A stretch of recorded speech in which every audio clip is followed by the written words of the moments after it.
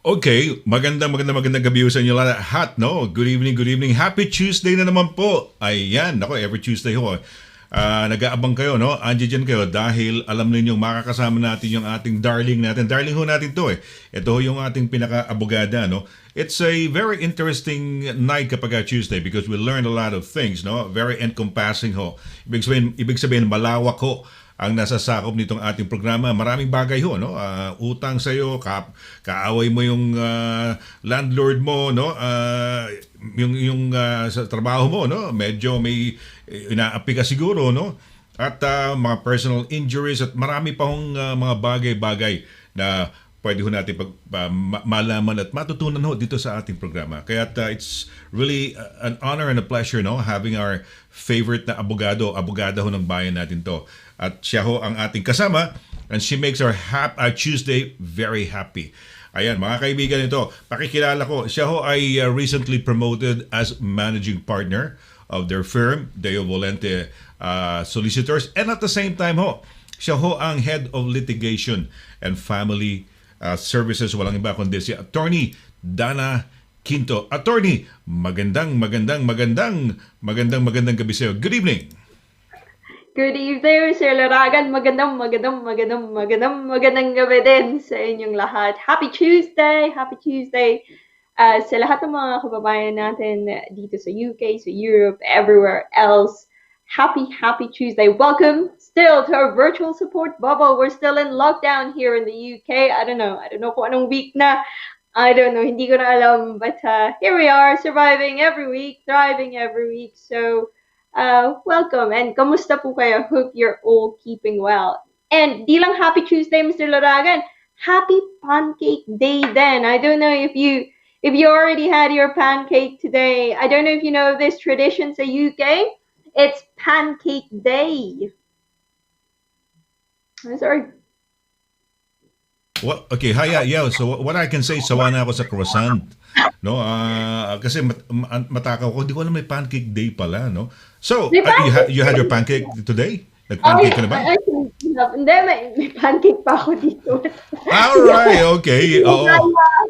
Daya ako. Saan mo nabili yan? Yung ba yung mga nasa Sainsbury's? Sainsbury's ba yan? Yung kulay niya? Co-op. Co-op. Okay. So, is it, ikaw, you know how to cook, you know how to, di ba? Dahil you've done that before, no? May pagkakaiba? Is there a difference between something that you prepared, yung taste nun, and compared to that you bought like parang instant, kumbaga, instant noodles? Di ba? Instant pancake yan eh. I'm sure meron, but there is a time and place. Hindi ako yung talagang minamata ko yung instant. Kasi talagang minsan, magkikrave ka ng instant. Malaki po akong fan ng pancit canton. Equally as I really love pancit canton. Yung best friend ko pumunta ng UK, ang hiningi ko lang na pasalubong ay isang suitcase ng pancit canton. So, mababaw lang po. Anong particular? Meron ka bang particular na pancit canton? Lucky me kung pwede mag-plug. Okay lang. Original flavor. Okay. Ang pancit canton, ito yung may tubig, pero mamaya isasalain mo, you'll take out the water, di ba? And then lalagyan mo na yung mga seasoning or yung mix na... Most important, egg. Alam mo, adik ako niyan sa Pilipinas, dito actually ngayon, yan ang hilig kong kainin, pot noodles, attorney. Talaga? Yeah. Pancit canton ang aking comfort food.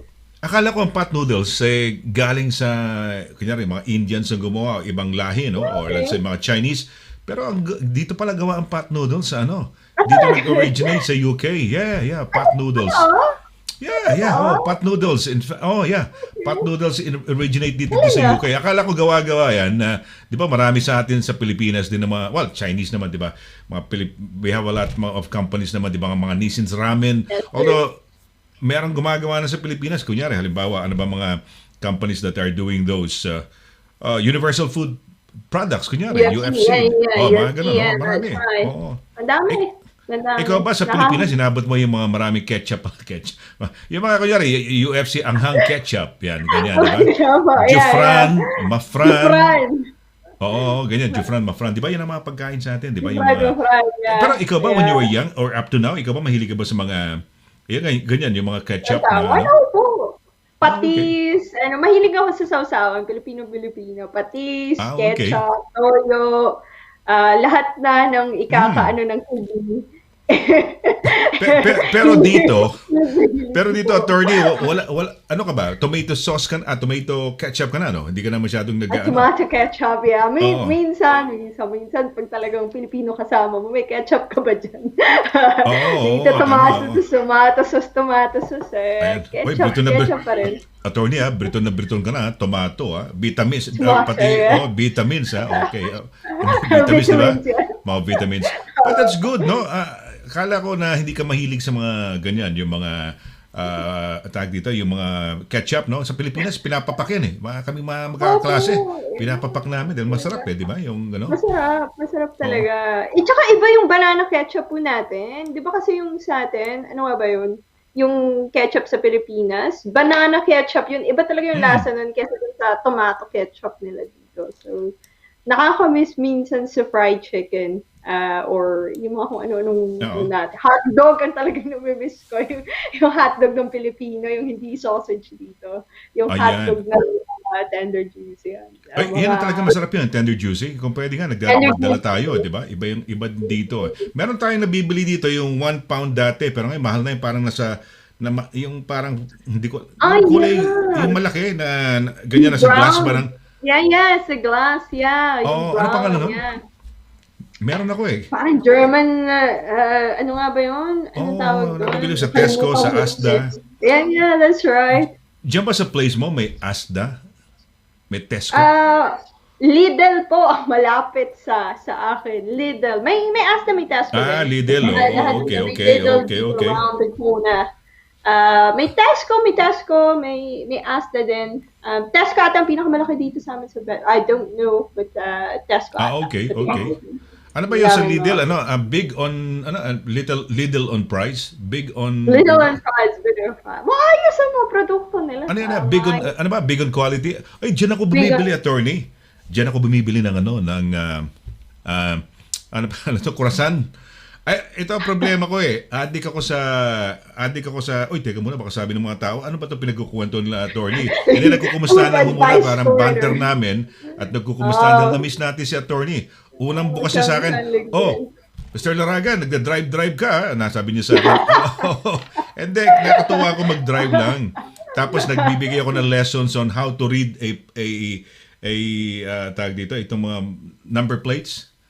Di ba yung mga number Talaga? plates? Oh, you would know kung anong taon binili yung kotse, Yeah, anong of year. course, yeah, that's right. That's Oo, di right, ba? yeah. May Kung tipong 65, may mga ganon, yeah. 65, That's right. 2015, ganyan. Kunyari, Correct, first half yeah. of the year, the second half of the year Correct. would be magiging 65. Oh. Galing. So, tinuturuan ko yung mga, kasi may mga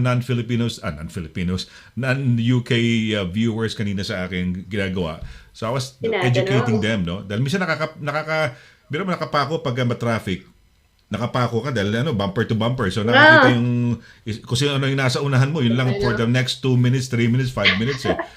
Dahil bumper to bumper. Di ba? So tinuturuan ko sila, ayan, nakikita yung, Nakakatawa. yung plaka niyan, yan. Ito yan, pag first half or second half, ganyan. Okay, oy, attorney, so, ayan, teka muna, mag-break muna tayo, no? Pag may pag-uusapan tayo, no? Oh, Ako, hindi pa etong assistant hindi natin, pa hindi pa natin sila naipalitan yung, nabate. Kamusta ba? Oo, oo nga, baka. oo. May mga pagbati tayo. Plus yung assistant natin, hindi kaagad na palitan yung address mo. But hindi bale, pagbalik mo next Yeah, Tuesday, okay na ho yung, Tuesday. okay na yung ating address, no? Ayan. Uy, Opo. Bago na po teka. yung address namin ngayon. Nandun na po kami dun sa bagong tahanan ng Deo Valente Solicitors, Howard House in Bedford. So, pag okay na lahat, Mr. Laragan, punta ka sa amin. Dalaw ka sa amin. Pag pwede na, Uy, dalaw ka sa pinag-uusapan ka amin. namin. Binibiro ka nga namin ni Edgar eh. Gulatin mo nga siya. Kasi nag-drive ako, di ba? Biglang gulatin mo doon sa sa lugar niya. O pati si Edgar din, gugulatin nga siya, no? Kunin yung postcode. Tama. Habang Tara. pinapanood niya ako, magulat siya, mukhang bahay ko itong pinupuntahan, ha? Live Malapit-lapit now. na sa akin yan, ha? So, ayan. Oy, teka muna. Gusto ko lang batiin yung ating mga loved ones dito. Teka muna. Si Ma'am Cora Carsola sana, medyo mabati lang Ma'am natin. Gusto, Cora Corsola. oo, First and yan yata, foremost. bigyan natin ng ano to, mga awards natin to, pagka medyo attorney, no? Medyo Wala. lumuwag-luwag na, at wala nang ano, no? Bigyan natin ng awards to, kasi grabe ang ano nito mga to, eh. Teka muna, saan na ba ito? Hinahanap Loyalty ko lang. Award. Oh yes, Loyalty grabe ang Award. loyalty ng mga ito. Talagang, Sa plus Damer yan, ha? Damer yan. Damer nga eh. Talagang, Oo, si Ma'am Cora Carsola. Pati si Emmeline Rafael, yung dalawa na yan siguro, pag nagkita tayo, i-ano natin. Ito si Ma'am Cora Carsola, bumabati sa atin. Ayan. Ma'am Cora. Oh, yan. Good evening, evening. Sir Sunny, Attorney Dana, and all. Ayun. And all. Ganda ng picture Mabuhay. talaga ni Ma'am Cora. Napaka, ano mo yun? May gravitas talaga yun. Galang-galang. Oo nga. Ayan, Juliet Alviedo Marcelino. Ayan. Talagang ito, ayaw niya, siguro pinagalitan ng nanay niya to, kaya pati middle name ng nanay niya, sinama niya, no? Sabi niya, anak, ikaw, ha? Wala man lang biling-biling ang apelyido ng tatay ko, yung tatay ng nanay niya, no? So, kailangan may Alviedo dyan. So, good evening, Sunny, and Attorney Dana, and all the viewers. Happy Tuesday to all. Catchphrase na nila yung Happy Tuesday, no? Happy Everybody says Happy Tuesday. Makapag-Tuesday, makapag-t-shirt nga pag magpa-t-shirt tayo ng Happy Tuesday pag magpa-t-shirt tayo ng Happy Tuesday. Yes, Attorney. I think that would be fun, no? Meron, at least, That would be fun. Oo. Siguro bigyan din natin kaagad yung instant winner yung dalawa nating valedictorian, si Ma'am Cora Carsola. Valedictorian. Oo, tsaka si Emmeline Rafael, yan. Ito, sabi ni, si Rudy Libroho, bumabati. Teka muna, ito, nabasa na ba natin to? Marian Galicio Paner muna from Cheltenham. Oo. From Cheltenham. Good evening. From Good evening, Cheltenham. Di ba Cheltenham is yan ang lugar ko sa may karera ng kabayo, no? One of those the places Cheltenham that really have races. Races, oo. Ayan. That's right. So, Rudy Libroho, attorney, ayan. Libroho. Yeah, Happy Tuesday! Happy Tuesday! Mabuhay from Belfast. Lahat ng mga taga Belfast, mabuhay po kayo. And hope you are keeping safe. Ayun. Gaano ba kalamig dyan ngayon, Rudy? Kasi dito mild ngayon eh. Mild na. Today pa. Mild na. na. Naramdaman ko yung spring bigla. Nakakatuwa. Kaya natuwan-tuwa din. Yung ating sweetheart, namili ng mga makakapal na kortina, no? Talaga kasi nga dahil medyo to keep the cold at bay, no? Para hindi pumasok masyado. Biglang uminit. Sabi ko, useless, no? Okay na, sige. Next year, tama yan. Bumaba na, nasa 10-11. Kanina when I was driving, attorney, 10-11. Yeah. Ito, si DJ Red D, sabi niya, done, shared po, Sir Sunny and Attorney Dana. Ito Baka yung nandyan na yung question. Mamaya, question. sagutin natin yan. Hindi yata question to, attorney. Ano ba yan? Para yatang nobela tong ginawa niya eh. Pero may oras May pa naman time tayo, siguro. may oras tayo. Mabuti Sige. ngayon natin tanongin. Ngayon natin basahin. Maya. Para may Sige, basahin. Gusto mo simulan natin? Basahin natin? Siguro, okay na siguro. Free, parang pwede na sila magtanong. O mamaya-maya na. May discuss ka ba? Maya-maya. Okay Sige. Maya-maya. Anuhin natin yung mga pagbate. Tapos balikan natin si DJ Red. Si Arnel Valenzuela, attorney, hello and belated happy Valentine's Day from West Cork, Ireland. Babuhay ka ha. At least taga-Ireland siya, attorney. Imagine mo yan, he watches our show, maski nasa West Cork, Ireland siya, no? Ireland. Ayan, okay. Ayan, okay. Sino ba to? Si DJ Red. Sabi, hello to all the viewers. Ayan.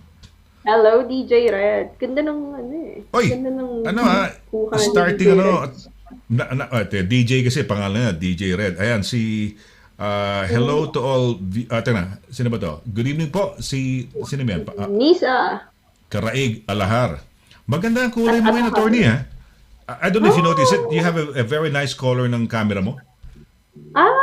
Very, is it the lighter? Maganda ang kulay mo, attorney. Maganda. Very, very parang yung magandang skin tone mo. Sa akin, parang pale eh. Pero dating sa'yo, very colorful ka eh, no? Medyo attorney, maganda. Na-swerte tayo ngayon sa sa lighting. Sa lighting. Very good. Okay. Hi to all the viewers from Dalinding. Bisco Elvera. Maraming mga may problema rito. Welcome po. Welcome. Kaya lang Elvira niya, parang yung nanay niya, Elvera, no? Yung Elvira. Ayan. Wow, blooming si Attorney Dana. Ba? Blooming ka ba, Attorney? Blooming ba? Hindi ko pa Salamat, napansin DJ na Red. ngayon ko lang nakita yung kulay mo, Attorney. Di ba sabi ko ang ganda ng kulay mo? Very maganda ang skin tone mo kasi looking at the two of us, looking at your monitor, you can see na ang skin tone ko is paler than yours. Maganda ang kulay mo eh. Oh, so maganda. Thank you, DJ Red. At dahil dyan, Ayan. sasagutin talaga natin yung tanong mo. Okay. Wait, teka muna. Bago tayo sumagot, siya nga pala may mga announcements lang muna ako sa simula, no? Starting, siguro abangan nyo, maaaring mag-start na bukas. Meron ho tayong bagong DJ ho sa ating Pinoy Radio UK. Ang pangalan niya, si Joma L ho. Joma L. Pero ang tunay niya pangalan, Joma Lambing. So, kaya ang nickname na Joma L. Pero Joma Lambing, no? Abangan ho ninyo. Sa morning ho yan, no? Na umaga sa atin. Abangan ho either tomorrow or the next day, no? Para medyo masaya. Baka siguro early morning din ako kung sakasakali. Abangan ho ninyo yan. Ayan. Okay. Sino ba? We'll have a short break muna. Magba-break muna tayo. Ito, attorney, yung lumang address mo muna. Okay lang, ha? Pag next Tuesday na, ha? Okay lang po. Total, may telepono naman. Oo. May telepono naman. Tawag lang. Huwag ko kayo alis, ha?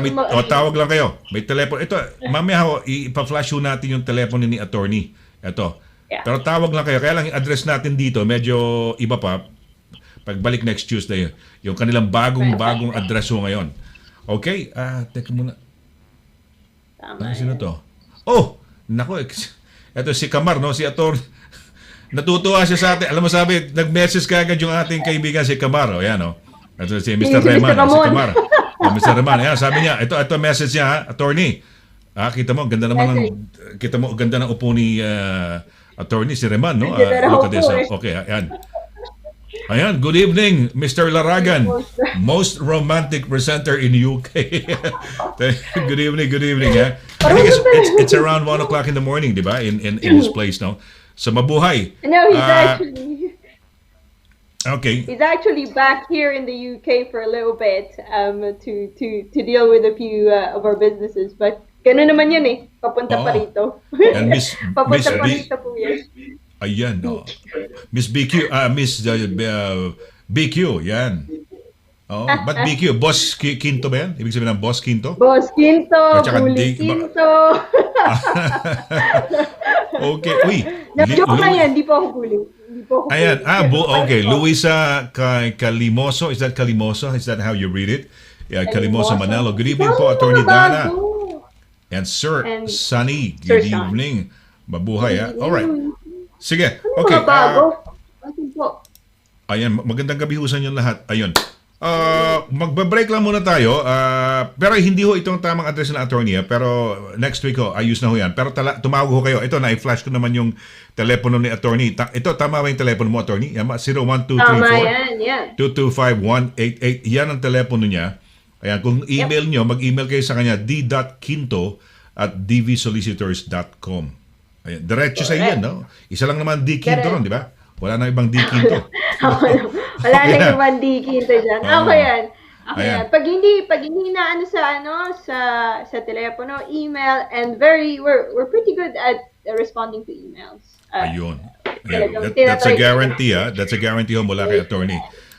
We're gonna have a short break, and when we come back ho, babasahin natin yung pagkahaba-habang sulat ni para doon sa ano. No, yan. May time tayo. Okay na yan. Para at least makita nila kung ano yung kwento. Di ba? Rather than one question paano bang dalin yung ganito? Paano bang, yung mga, hindi quick eh. Mas mabuti na yung meron tayong, alam ko na, attorney, dapat meron tayo itong, how do you call this? Yung may background music.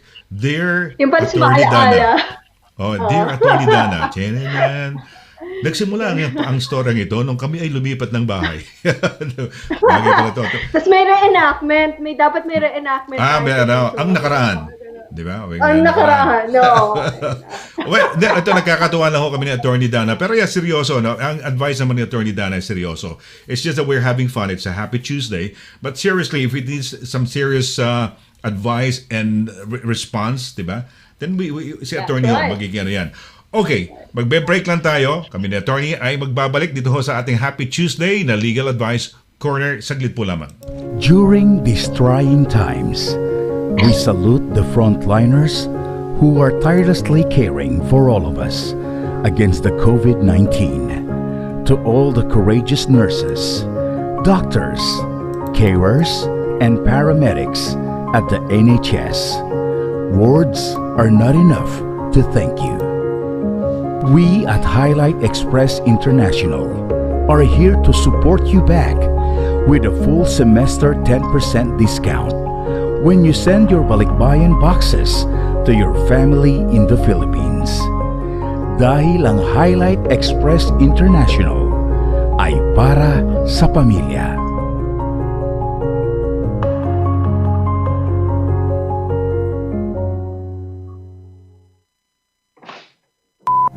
May problema ka ba sa landlord mo? Maka-EV ka na ni Kuya. May problema sa mga kapitbahay, sa trabaho. O kaya naman kay Mister o kay Mrs.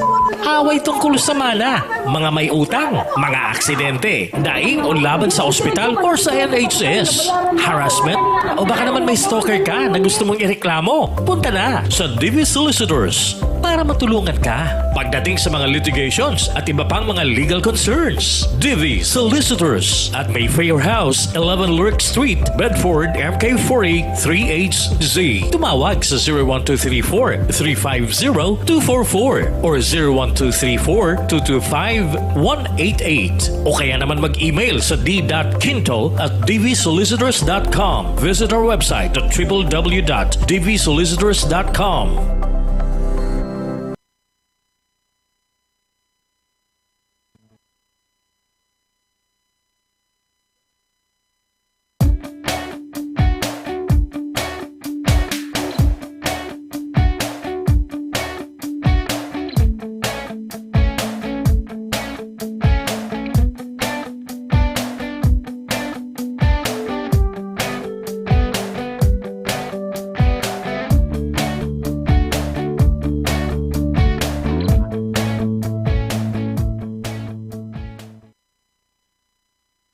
Okay, tuloy-tuloy ho tayo sa ating program. Once again, I'd like to greet our very good friend, si Kamar, no? Kamar Reman, no? Good evening, and he's watching us all the way from Pakistan, no? Good evening to you, and hope you are safe and well in Pakistan. Well, if I'm the sexiest, coolest Filipino presenter, most romantic, I guess he is in Pakistan. So, mabuhay, ha? Mabuhay means long live. Mabuhay. Okidoki. Attorney, ayan, balik tayo. Teka muna, attorney. Ayan, attorney, mabuhay, ha? Alam mo, natutuwa ako kay Mr. Reman, no? Talagang napakasayang tao, no? He's really a happy guy. And a very, talagang success-oriented. When you look at his post, talagang he talks about success, no? He posts something positive, laging positive thoughts, and which is good. That's right. Maganda. He's That's what here, Mr. Laragan. I was saying to you, he's here now. Briefly for business. Pabalik po kasi yon. He moves around. Okay. He's here briefly, and then go back again. Ganun naman yun eh. So, umano siya to just sort out something. For the businesses, for the IT as well as the DV. So, andito yan. Pero baka babalik din shortly dun sa Pakistan. So, ganun naman yun eh. So, hopefully, pag ano na rin lahat, pwede na tayo lahat magkita-kita, mag-reunion tayo lahat. Yes, sa we will. We will have to go up, go hiking, walking, climbing mountains. Exactly. Diba, all these peaks, no? But we can only manage the small peaks, no? The very low peaks. Yun siguro ang kaya lang natin. Teka muna, si Mr. Reman, si Kamar came in before the 15th. So he wasn't... Before, yes, definitely. Definitely. Okay. Asked to quarantine for 15 days. Imagine paying, how much is that? Although I know he can afford it. Exactly. 1,750. And then you're going to be there if you're for how many coming days? from a red flag country, if you're coming from a red flag country, dun ka lang magko-quarantine. But nonetheless, 15 days quarantine. Okay. For 1,750 ata yung Yes. or 10 days quarantine. I'm not quite sure kung ano yung araw, but pretty much dampening anyone's appetite for travel at the moment unless absolutely necessary. Yung holiday travel, I mean. talagang Yeah, but they've medyo got an issue, I think, in Scotland because Nicola Sturgeon claims that it shouldn't be, okay, if somebody comes in from, what they want is from all over the world. Because what happens is, for example, somebody comes in not from those 33 countries that's in the list. Yeah. Okay, yung red list na that's right. sinasabi that you're saying. Nevertheless, I think what Scotland wants is nobody has to come in, because what might happen is that they might come in via the UK, by England, and then drive all the way to Scotland, and which they don't want, which they're trying to prevent, no? And it's a balance, yung. But it's nice. I think the news is nice, kind of good now, because I think the numbers are coming down. The R number, the infection rate is coming down a bit. Less people dying, less people getting infected, and I hope it stays that way, no? And we could go back to how we were. I don't know, no? Sayang. Well, in which case later on, so we could probably have some T-shirts. We can give T-shirts to Emily Rafael, who is our top fan. Top fan natin, and si Mami, Mami tuloy, si Ma'am Cora Carsola. Okay. All right. Teka muna, hindi ko mabasa yung sinagay ni gaganon ako, Tony. Okay lang ba sa'yo? Kung gaganyan ako? Okay lang po. Go for it. Okay. Sige, go for it. Grabe, ang liit nito, no? Okay. Okay, babasahin ko to, Attorney, ha? Ito, open na ho ang lines for questions, okay? Kung may mga questions ho kayo. Teka muna, babatiin ko lang to, kasi merong mga hindi pumapasok, namimiss out, no? Basahin ko lang. Sige po, Pero, sige po. I don't know kung may masasagot mo to, pero... Sige. Basahin ko lang. May Ruby De Vera is watching us. Good evening, no? Maria Lourdes Torres Brooks, Nelia Singson, and Lisa de la Cruz Fajardo. Thank you very much for watching. D. and Iza, Anatidong Ambrose Kindipan, and Badong Menjola is watching us. Marian Galicia Paner. Sabi ni Ambrose Kindipan, please sir, if you mind to talk about ways kung paano po makauwi sa Pinas po during these days po. Paano makauwi? Siguro we'll try, if you can watch... Kaya mo ba masagot to, or kausapin natin embassy? Not straight away. Yeah, we can have a discussion with the embassy as well. Siguro mas maayos din yun. Yeah, you can. Siguro ba itanong natin, siguro pag may mga questions, siguro pwedeng quickly, I don't know. Yeah. Sayang pala, naabisuhan natin. Siguro from now on, we'll come up with you can come up with questions to us, and then pati nga ating attorney, ilalagay ho din natin sa isang neutral na lugar kung meron kayong mga questions, para hindi pasabog-sabog, kasi nakikita ho namin sumasabog yung mga questions so para tuloy-tuloy ho magkakasama ho tayo.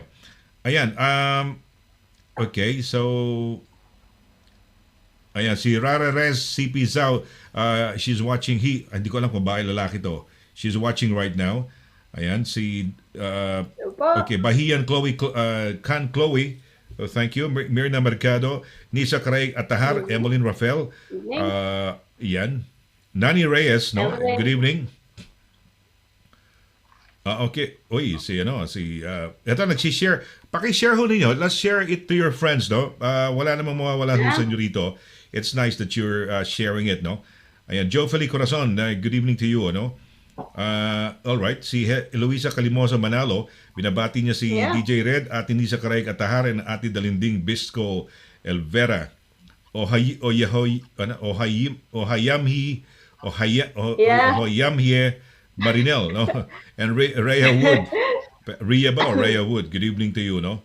Jojo Galang Dantes, Georgina Velasco, good evening to you guys, no? Farida Ahmad is with us.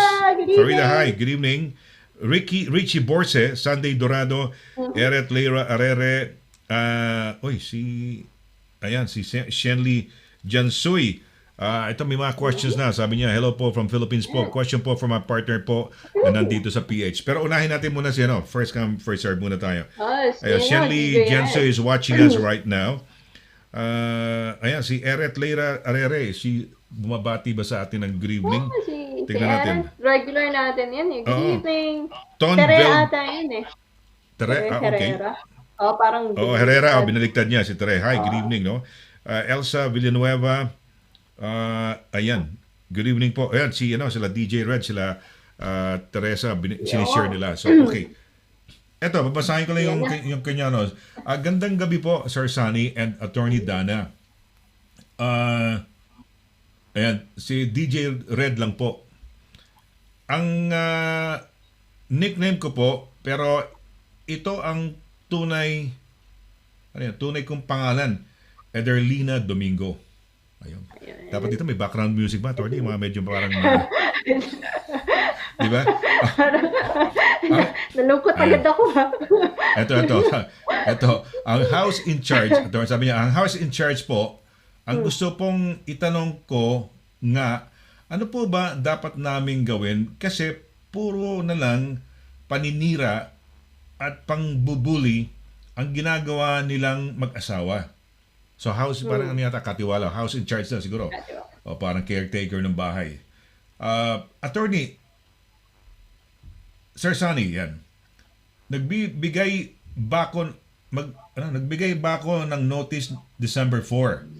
At habang naghahanap po ako ng malilipatan, ay isang gabi naggaling sila sa birthday party, ay lasing. Dapat may music to, attorney, no? Ay kinatok ang room ko 2 times. At sinabing, lumabas ka dyan! At nang mapatay na. Anong mapatay na? Kita. Uy, mapatay kita. Parting ano yun? Natakot po ako. Ano yan, may mga threats. Yeah. Natakot po ako at di ako lumabas. Tapos may goldfish ako. May goldfish siya, attorney. May goldfish siya. At di ko naman yon nilagay yung aquarium. Nawala siyang pahintulot. Tapos po, nag-usap kami ng kasama ko sa bahay ng Thursday night. Nalinisin po namin ang aquarium dahil pareho kaming nagwo-work. At ng Saturday night, pinatay na po niya ang goldfish ko. Pwede ba kasuhan niya pag pinatay yung goldfish mo? It's more of into. I don't want to sound unkind sa animal, but property. In some ways, property mo yun. So, pwede yun na interference sa property mo. Ito. At flush niya sa toilet bowl.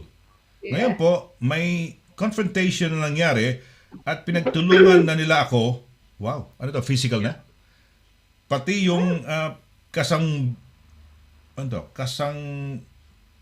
siguro kasang bahay nila, ano ba to? Kasang bikasan nila, hindi ko alam. Gusto nila akong saktan that time. Isang ano ba to? Anyway, okay. Ngayon po, di ko nakaya magstay ng binigay kong notice. Kaya umalis na po ako ng December 14. Pero nasa akin pa ang susi nila. After 1 week, may nakatira na sa room ko na dati na dapat till January 2. Ang parang may notice yata to get out ba? Ganun ba? Yeah. And then hindi niya matiis, she left on the 14th. And supposedly ang tapos nun is January 2. Pero nagulat siya, no? Na po ako ng December 14, pero sa akin po, nasa akin po susi. After 1 week, may nakatira na sa room ko na dapat till January 2. Yeah, maraming salamat, attorney at Sir Sonny. God bless po. Hingi po ako ng tulong. Ayan, advice, no? Yes. Nakuha mo ba, attorney, kung ang kanyang sinasabi? Nakuha ko. I was mo. taking Sige. down notes. Yeah, nakuha ko. Okay. Hindi po to yung may postal, no? Hindi pa to. Iba pa yung may postal, yung nabubuksan yung sige, yeah. Ano sagot natin dito? Isa-isahin natin, isa-isahin or we can ilalagay natin sa isang classification yung mga what we would say is mga offenses or mga grievances na yung mga pinagdaanan kumbaga ni DJ Red. DJ Red, yung tao ko yung nag-stick sa memory ko. DJ Red, so what you had is from your story, from your summary, is that may katiwala, may house in charge. So not necessarily landlord, but it seems like representative ng landlord. In any event, kung sila yung representative ng landlord, they would still act as if ahente sa nila ng employee or agent as we call it in law. So in Teka, legal attorney, sandali. Attorney, kung sakali, merong mga style din yata, attorney. Kunyari, tayo, mag-asawa tayo, kumuha tayo ng bahay, kunyari, kinuupahan natin kay Mr. Reman, no? Kay Kamar. Tapos, tayong may upa ng buong bahay, kukuha tayo ng taong uupa. Subtenant. Baka maaaring ganun din. Hindi natin alam. Teka muna, tanongin natin sila. DJ Red, ano ba? Kayo ba, sila ba ay umupa ng bahay na yon, parang sa kanilang inupahan, tapos nagpapaupa sila? Or sila ay katiwala lang ng may-ari, no? O maaaring nagbabayad sila at a discounted price o maaaring libre ang tirahan nila, pero parang katiwala sila ng isang may-ari o sila na mismo ang nagpapatakbo ng bahay. Pakisagot nga lang, DJ Red, kung gano'n ang storya. Para kasi, would it change the complexity of the case? Gano'n, pagka gano'n ang situation, attorney? Complexity, madadagdagan ka lang ng additional na option later. If sila, ahente or employee sila ng landlord mo, you can add a bit of pressure dun sa landlord mo and say to them, look, yung acts and yung act and conduct ng representative mo is ganito. And in turn, pwede kang maging liable because effectively they are representing you. However, kung sila lang and they are acting on their own and they took responsibility for the whole house, i.e. sinablet sila yung main tenant and nagsasublet sila with or without the consent of the landlord, potentially they are the main sila yung main, kumbaga, antagonist ng story. Sila yung main defendant or main respondent ng story. So we have to, gusto ko lang makuha yung extra information para mabigay ko yung additional na advice just in case meron pa silang other option. Kumbaga, meron silang alternative na pwede nilang i-press, i-compel to give them what they want. If you're asking na nasaktan ka sa ginawa na to, and iniisip mo, ano bang pwede kong magawa? Now, yung mga, if the next question is as well, ano yung kasulatan nyo? Ano yung terms ng agreement there? Are you under a tenancy? Are you under a license? That may have an impact later on kung may deposit ka, kung meron pa kayong kailangang ikalkula between sa inyo, kasi minsan sasabihin nila, ito yung kulang pa sa'yo and kailangan ko i-deduct to sa deposit mo. And potentially, you may come back with what we call a counterclaim. Kasi I think I mentioned this before, Mr. Laragan, this principle of quiet enjoyment of property. So if you are a tenant, kung you're renting, nangungupahan ka, kahit as a tenant, you have this right of quiet enjoyment of property. Which means na hindi ka pwede iharas-haras, hindi pwede na katok-katokin at sabihin na, papatayin kita. In any ways, pwede yan maging criminal matter. So, at any point in time during those events, although medyo late na ngayon kasi isasabihin ng police, asan ba yung ebidensya? But if this happens again, and para sa impormasyon na lahat ng nating mga kababayan, if may mga ganyan na nag-threaten sa buhay or antisocial behavior, call the police straight away. Call the police. Don't wait to call for a lawyer. Kasi ang police, libre. Libre ang pupunta ang police. Libre ang kukunin yung ebidensya mo. And then you can get a case reference number. And the next day, kukuha sila witness statement. And in some ways, deterrent, tinatawag namin deterrent yon. Matatakot na. Ano pala to? Lalaban, magpupushback pala to. At the fact na pumunta yung police, sasabihin ng police dyan, hindi man magiging criminal conduct, but we have this saying sa England, Mr. Laragan, if you know, a quiet word. Sabihin to take us in the side ng police and they'll have a quiet word with the antagonist, with the perpetrator or the suspect. Sabihin nila, wag mo na ulitin to kasi potentially we may have to investigate it further. That alone, sometimes the quick act na you respond straight away may stop this bullying and harassing behavior. sasabihin mo, oh, late na ngayon, Dana. This is an information for everyone. Kasi nga dito, we try to empower people. So if you are going through something very similar like this, or if in the future you may go through something similar like this, nakakita mo, pa-end ka na ng tenancy, so there's no point in trying to preserve the relationship. Tawag na ng police. Tawag na ng authority. Sorry, Mr. I can't hear you. Sorry to cut you. No. Oh, sorry. Okay. Hindi, digdag ko lang, at least baka para at least you can go straight to sa iyong gustong, no? Additional information lang, wala silang tenancy agreement. So, the reason why they're staying there is because yun ang kausap nila, itong caretaker na medyo bully nga. Ayan, so yun lang naman, additional information. Sorry, attorney, yun lang ang additional information. Rent, it's fine, it's a license. They're paying rent. It doesn't give it doesn't give anyone a right to harass them. In any event, kahit walang tenancy agreement or hindi, meron kang protection from harassment. If somebody is harassing you, may conduct, a series of conduct, hindi lang isa.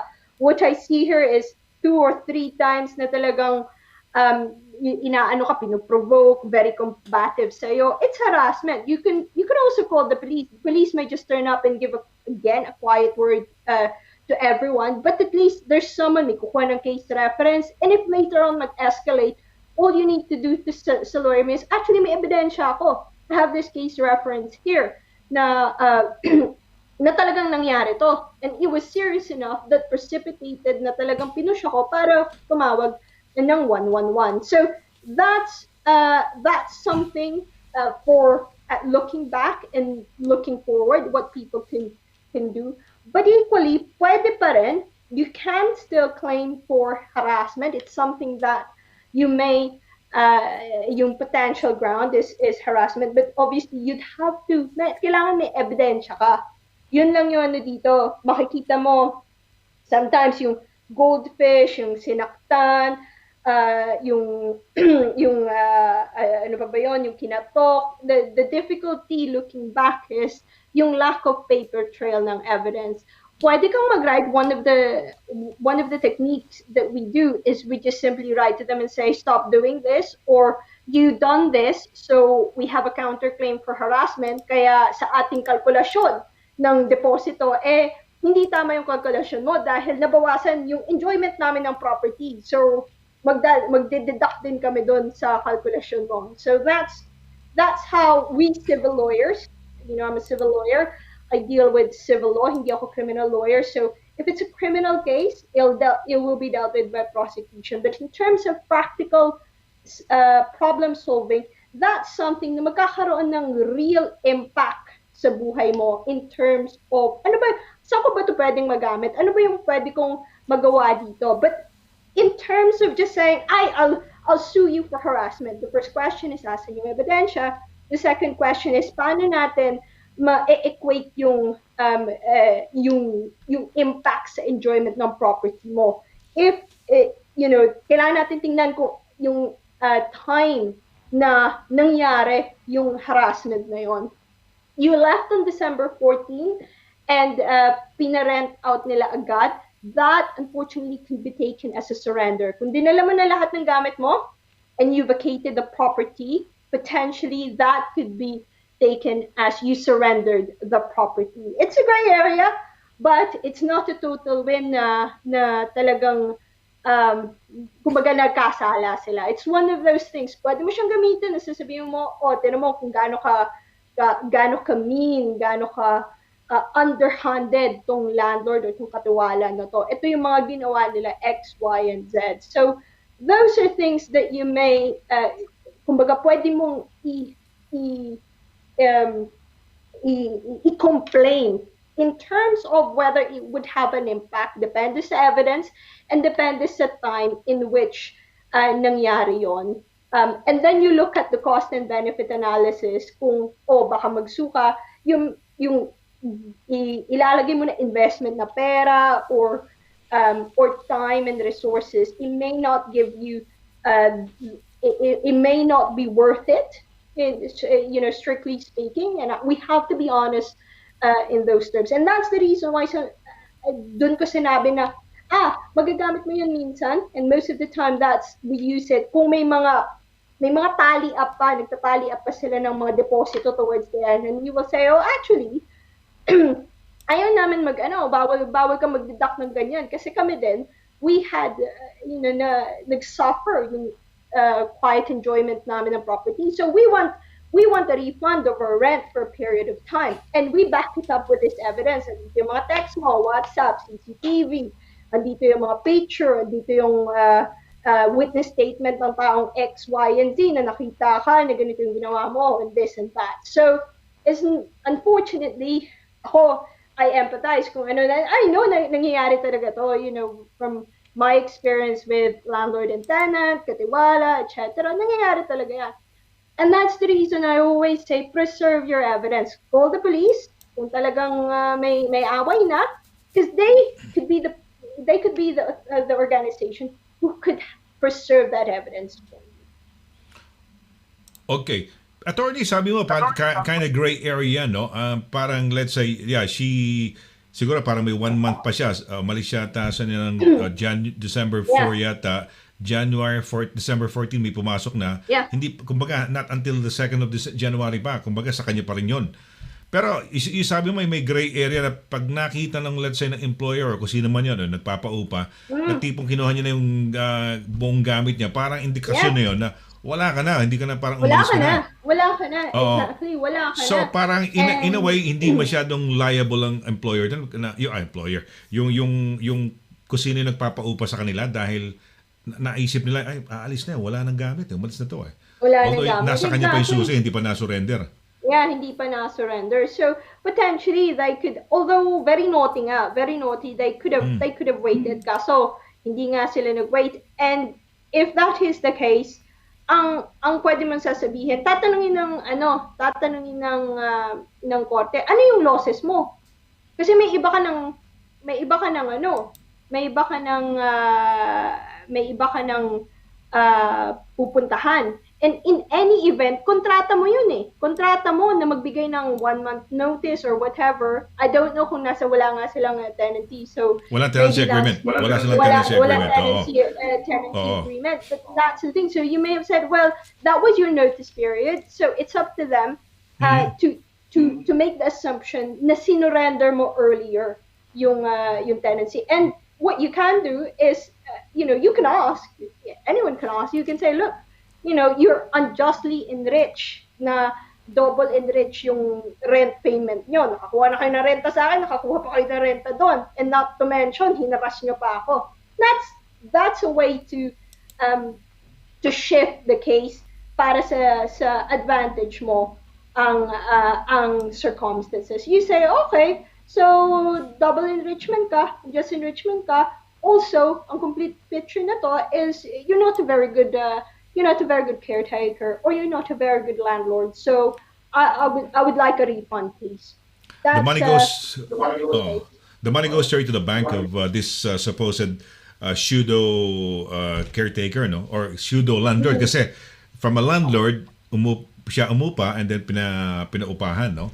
Business woman to. Kailangan mo paalam sa landlord kung talagang caretaker lang to. I'm not sure kung subtenant siya. I don't know kung sino yung but kung may formal tenancy agreement, I'd be inclined na sabihin sa landlord. But it seems like medyo informal yung arrangement dito. So, that's the thing. And you have to, and ito, parati ko sinasabi sa mga kliyente ko, may mga panahon talaga na, I call it imperfect situation na masasaktan ka, maiinis ka, ma-frustrate ka.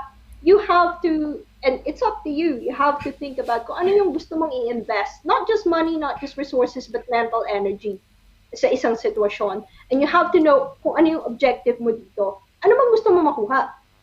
Ano bang gusto mong nasaktan ka? Maybe ang gusto mo is apology. Maybe ang gusto mo is a recognition na harassing yung conduct nila. Maybe ang gusto mo is hindi na to mangyari ever again. So maybe the way to look at it is tingnan mo from sa objective mo and how you can achieve that objective. So that's the reason why I ask kung may superior landlord ba. Because sometimes they're the ones who mas malaki yung responsibilidad nila kasi kanila yung bahay, and they would have to ultimately, kung may mangyayaring masama o may mamamatay, may personal injury, may madidisgrasya sa bahay na yan, sila, yung insurance nila ang magbabayad or magiging responsible. So, that's the reason why I asked, oh, possible ba na erase sa kanila yon? Because that could potentially affect their liability in the long run kung ganyan ang ugali ng caretaker nila. So that's how you look at it from all angles, and you look at what you'd like to achieve, and you could say, well, I want an apology and I want a reimbursement. Okay. Pero para feeling ko dito, attorney, the landlord is really aware, no? Because I'm sure siyempre, he or she would have had in the past visited her place and saw the situation that some of the rooms are being sublet or diba? Sublet, no? By this main person. So he probably or she's aware of it. We don't know. We don't know kung aware siya fully ng happenings, ng situation na nagsasublet, but subletting in a way na nagkakos ng nuisance and harassment. We don't know until we put a paper trail to it, and until we say, oh, possibly litigious to for you. So I think that shifts the dynamic very, very quickly. If you say, hang on a minute, you know sinasubtenant yan, but do you know na nakikreate siya ng sitwasyon na potentially problematic para sa'yo? Do you know that? I think you need to know that. So that's, from my point of view, that's something na you can say to them, and you can say, well, tell the person in charge to give an apology and to give me a reimbursement back. Away-away na yan, no? Kamukha, di ba? Pinagtutulungan siya ng mag-asawa, came from party yata, tapos pag-uwi, lasing siguro, at napagtulungan siya, no? Lahat yata nung nasa bahay na yun, yung mga tumitira din doon yata, parang yun, binubuli at asar na sila sa ginagawa, no? Meron isa sa kanilang magkakasama na may case na yung something about yung mga binubuksan. Mamaya na natin pag-usapan. Basahin ko lang itong ano. Okay. Si Ohayimhe Marinel. Ito, manahirapan ako talaga i-pronounce, no? Ito, nagagalit ako rito. Pag nakita ko to, aawayin ko to, eh. Kasi hindi tayo kinokorek kung paano ba Ohayimhe Marinel. Ayan. Pero mabuhay, thank you very much. She's always, lagi siyang nandiyan sa atin, attorney, and we will love her, no? And si Richie Borche here says, ano ba, paano basa dito? Borche? Good evening, Sir Sonny and Ma'am Dana. Your smile is my favorite part. Nakakataba naman ng puso, Richie. Oh, thank you, Richie. Sana yung legal advice ko, favorite mo din. Siguro kasama na yan, no? Elsa, maski sila wala yata sila problema, andyan lang sila, no? Nakasama sa atin. Elisa Villanueva, good evening po, no? Elisa Villanueva. Good evening. Ito, Ang Lord warm ng scarf mo, Elsa, parang nakakatuwa. Teka muna, balikan natin yan. Ayan, scarf niya, parang pang winter talaga, no? Yeah. Lord Carlo, sabi niya, hi kabayan, Dana. Ayun, greetings from Coronadal. Lord. Mayong aga sa inyo, aga. Mayong aga sa inyo, Lord Carlo. Hello sa tanan ng mga taga Coronadal. Ayun, hello. Yes, hi Lord, no? Yes, Lord Carlo. And Edgar Duay. Yan, si Hyper Tuesday. Yeah. Everyone, especially to Attorney Dana DQ and legendary Laragan. Okay, mabuhay ka si Edgar. Yan ang aking, kumbaga, kasama ko yan pag nagmamaneho ako. Yan ang aking katuwang na nakatutok sa ating GPS ko yan. Liko ka rin sa gano'n, ma-traffic dyan. Ayan. Good evening. Okay. Good evening, Edgar. Good evening, Edgar. Pati si Irene, no? They're kind of lucky na, no? Sila gumaling na sila sa, ano pangalan nito? Sa COVID, no? Ingat-ingat ko kayo. Na COVID yung mga yan, eh. Ito, sabi ni si Senli Jansu, hindi pumasok, sayang, no? But I'll just read it to you, attorney, no? Sabi niya, ang unang message niya, sabi niya, hello po from the Philippines yan, no? Sabi niya, question po for my partner po na nandito sa PH. Ano po ba pwede niyang gawin sa case niya for his financial settlement with his ex-wife? He don't have a solicitor po kasi na pwede po, wala ho siyang solicitor pwede to represent him. Okay, sabi niya, he is from the UK and domestically abused by ex-wife. Okay? He lost all of his money and business po, no? This coming March 2, first court hearing niya sa financial settlement.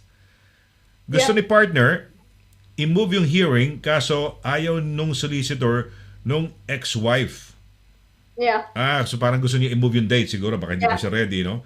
I don't know. No? Yeah. Gusto lang niya na makuha yung share niya sa bahay and sa business na director siya. He was illegally removed. Yeah. The ex-wife is harassing me too sa social media, mentioning my name and organization, and I want her to stop. Nireport ko na siya sa mga pulis sa area nila. Ano po mas maganda ko pong gawin? Can I file a case ba sa kanya kahit dito ako sa PH and she is from the UK? Ayan. Yep. Let's divide the question into two. Yung question of financial settlement ni husband or partner, and then the harassment question, which is about kung pwede siya mag-file if nasa Pilipinas siya. In terms of financial settlement, I talked about this before. Yung domestic abuse not necessarily would give you an edge sa financial settlement unless yung domestic abuse mismo ay nag-cause ng impact sa ability mo to earn a living, ability mo to progress your career, and it has to be so severe. Unfortunately, that's the law in the UK. Domestic abuse is treated, yung conduct, we call it conduct cases sa divorce. When the judge looks at the division of the property sa isang ng mag-asawa in a divorce setting, we call it the Section 25 Factors of the Matrimonial Causes Act. And isa doon, potentially, marami yun, income, age, resources, liability, borrowing capacity, standard of living, and conduct of parties. But it has to be so severe. So very, very rare lang instances na domestic abuse has been successful in mounting a claim na sasabihin mo, oh, I need to get more because of this. You would have to show na nagka-impact yun sa income generating capacity mo. Saying that, I'm going to put that aside. That's the first part of the question. The second part of the question is you're going to have what we call a first direction appointment shortly. It's actually, kasi tied up to dun sa second comment mo, you just want your finances to be settled. Actually, this is a way to get your finances settled because in absence of an agreement, the only way to do it is with the assistance of the court. And how they do it is that you go into the first direction appointment, dun, just shortly before about, siguro mga 4 weeks before a first direction appointment, mag-exchange kayo ng Forms E, or basically your financial disclosure, a full and frank financial disclosure, so you can have a full informed view of the assets and liabilities of each other. And you can ask questions about each other's disclosure, and that you can go into this meeting, into this hearing, rather, and you can ask the judge for further directions para what we call narrow yung issues nyo, para magkaroon na kayo towards what we call a settlement hearing, which is a financial dispute resolution hearing. So in terms of adjournment, you would have to have a very, very, very good reason why you wanted to adjourn. Kasi hindi siya ganun ka-congruent dun sa second comment mo na you want it to be sorted. If you carry on with the proceedings, if you carry on with engaging dun sa disclosure sa proseso ng court, you are actually doing one step. You're taking steps closer into getting your finances settled. It is fairly technical. It is a fairly technical point. Yung Form E, legal, getting Form E, getting disclosures, but it is part of the process. It is part of this narrowing na para magkaroon ka ng fully informed, lay your cards on the table so you can make offers, so you can discuss counter offers, and you can say, ay, ito yung issue. So you say, oh, may issue ako din sa business. May issue ako, tinanggal ako director. And that's part of the process. So before you go to that hearing, actually, you exchange disclosures and you can ask those questions. Pwede mo sabihin sa court, oh, tinanggal ako sa business na to. But I've always been a part of this business. And in any event, kung yung wife mo, whether or not part ka ng business na yun or hindi, it still forms part of her own asset na kailangan niyang i-disclose prior Attorney, to the hearing. British tong yung lalaki, Yeah, okay, well, we'll do a slightly British. No. We'll do a What I mean British is version. this lady who rang us, who messaged us, is actually has a British partner. This is a British partner that has a problem with his wife here in the UK, and I think they're based in Barnsley, near Huddersfield and Sheffield. No, between all. That's fine. Yes. Absolutely fine. This is, I only practice in the UK anyway. I'm only allowed to give advice in the UK. So this applies to matrimonial proceedings in the UK, financial dispute resolution in the UK. So let me just summarize that for the gentleman in the Philippines, in our own parlance, in our own language here in the UK. As I've said, domestic abuse would not necessarily give you an advantage, unfortunately, in financial dispute resolution. It has to be very severe. It has to have an impact on on your income, on your ability to progress your career. And those are very, in the case law, in English law, it's very, very small number of cases that manage to do that. So it is a hard argument to maintain. So you really have to look at that very carefully. I only mentioned that because you mentioned it was mentioned as a comment in there. So I take this opportunity to give that advice to you. In any event, I'm not trying to discredit or invalidate what you had gone through. It is actually quite. It is more common than people think that men are being abused in relationship. And one of the biggest cases in the UK was here in Bedford. I live in Bedford, and I practice in Bedford. So it is worth calling them for support as well. If the abuse is still continuing, if the harassment is still continuing, wherever you are, if you look at PCC, there is a support for men who suffer domestic violence. So in that way, in terms of moving forward, in terms of supporting you, in terms of keeping you safe, in terms of keeping you mentally healthy, there are support out there for you. However, in terms of financial dispute resolution, it would unlikely have an impact.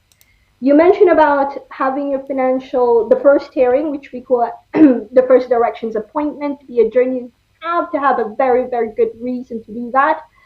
And I wonder also, because you mentioned in your the second part of the comment is you only want your financial finances, your matrimonial finances to be sorted, to be divvied up.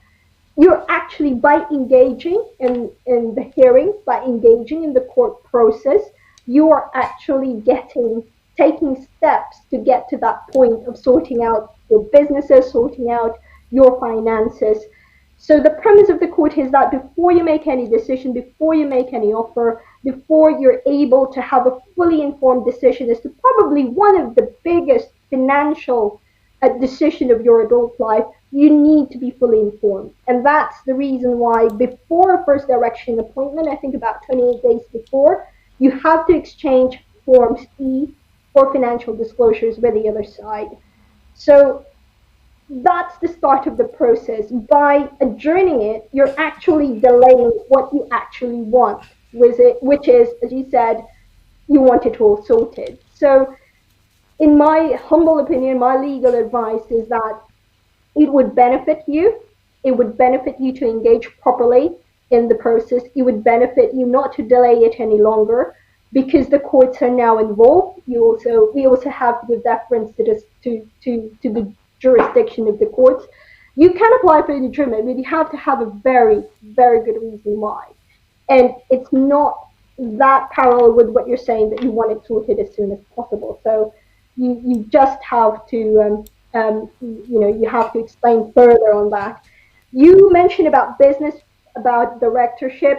The Form E, the process of disclosure ahead of the hearing, will help you get to the bottom of that. You can raise questions, you can raise issues.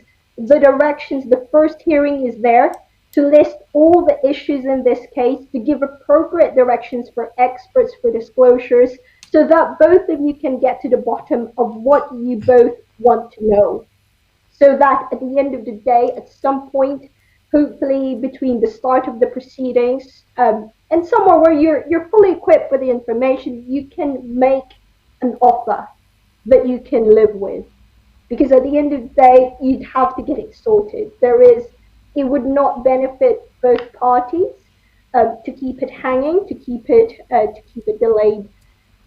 One advice in terms of forming, it is 27 pages. It is a fairly chunky form. It can be quite technical. It would assist if you get legal advice on this, because as I've said, it is likely one of the biggest financial decisions of your life. So that's something. Domestic abuse, I mean, there is a possibility of legal aid, but obviously you'd have to talk to legal aid practitioners of whether or not they will be able to assist on the financial side as well. But there are instances where people would represent themselves in financial proceedings. It is a bit, it can just be a bit technical. Now, my question is, why are you in proceedings now? Why has there been any attempt on this case to deal with this via mediation, via voluntary disclosures? Because the court would actually ask you guys, did you attempt to talk? Did you attempt to deal with this on your own? Because those disclosures, you can replicate that. We normally replicate that as lawyers. We would tell our clients, look, the court would ask you this. Why don't we do it outside of court? Follow what the court wants, exchange our disclosure so you can both have the information and make an offer. So my summary is that adjournment would not actually get you nearer to what you want, which is sorting out your finances. Dealing and engaging in the court procedure would actually get you nearer to what you want, which is getting to the bottom of why you were kicked out as a director, getting to the bottom of the evaluation, and hopefully getting you to a point where you're ready to make an offer or to consider an offer. In terms of harassment, straightforward answer is yes. You can sue someone because the jurisdiction of what happened is here in the UK. Okay, wow. All right. Okay, can you, well, you said there, well, it's kind of chunky, you said about many pages yata yun, no? Can he on his own, can he on his own be able to work it out? Say, for example, worst case scenario, he couldn't afford a lawyer, he couldn't, I've gone through a divorce, no? And we went through a mediation. So I wondered why this went through all the way through to the judge, diba? This should have been sorted out earlier on, prior to reaching the judge. And well, what I think from what I gathered from what he, because I had a quick chat with him, all he wanted was to sell the property and probably get his share out of it. He wanted the wife to buy him out, but apparently I don't know if the wife doesn't want to buy him out, or the wife would like to more or less, put pressure on him, probably on some other grounds, probably, I don't know. Is there such a thing as abandonment as a case, in for divorce? What are the usual? So this educates our viewers. The reason why I'm asking this attorney is, okay, there's a Tagalog part. Ano ho ba? Okay, what are some of the reasons, or put through in divorcing? What are some of the cases or the things or reasons why people would divorce, or what they would put technically or legally on paper? But there's actually only one ground of divorce. It's an irretrievable breakdown of marriage, but it can be supported by one of 5 facts, which is unreasonable behavior. So that's something that you don't need, there's no time element to it. You just say, look, it's an unreasonable behavior for me. Adultery, we rarely use it because you have to prove it, and it's very hard to prove. And also, the more evidence that you need, the more complication it is, and the bigger the cost. So, in terms of looking at it from a practical point of view, we normally use unreasonable behavior. We also do 2 years separation with consent. That's what, by consent they separated already for 2 years, and both of them into the decision that right, we're never gonna see each other again. So we're never gonna reunite or reconcile. So I'll consent to 2 years separation.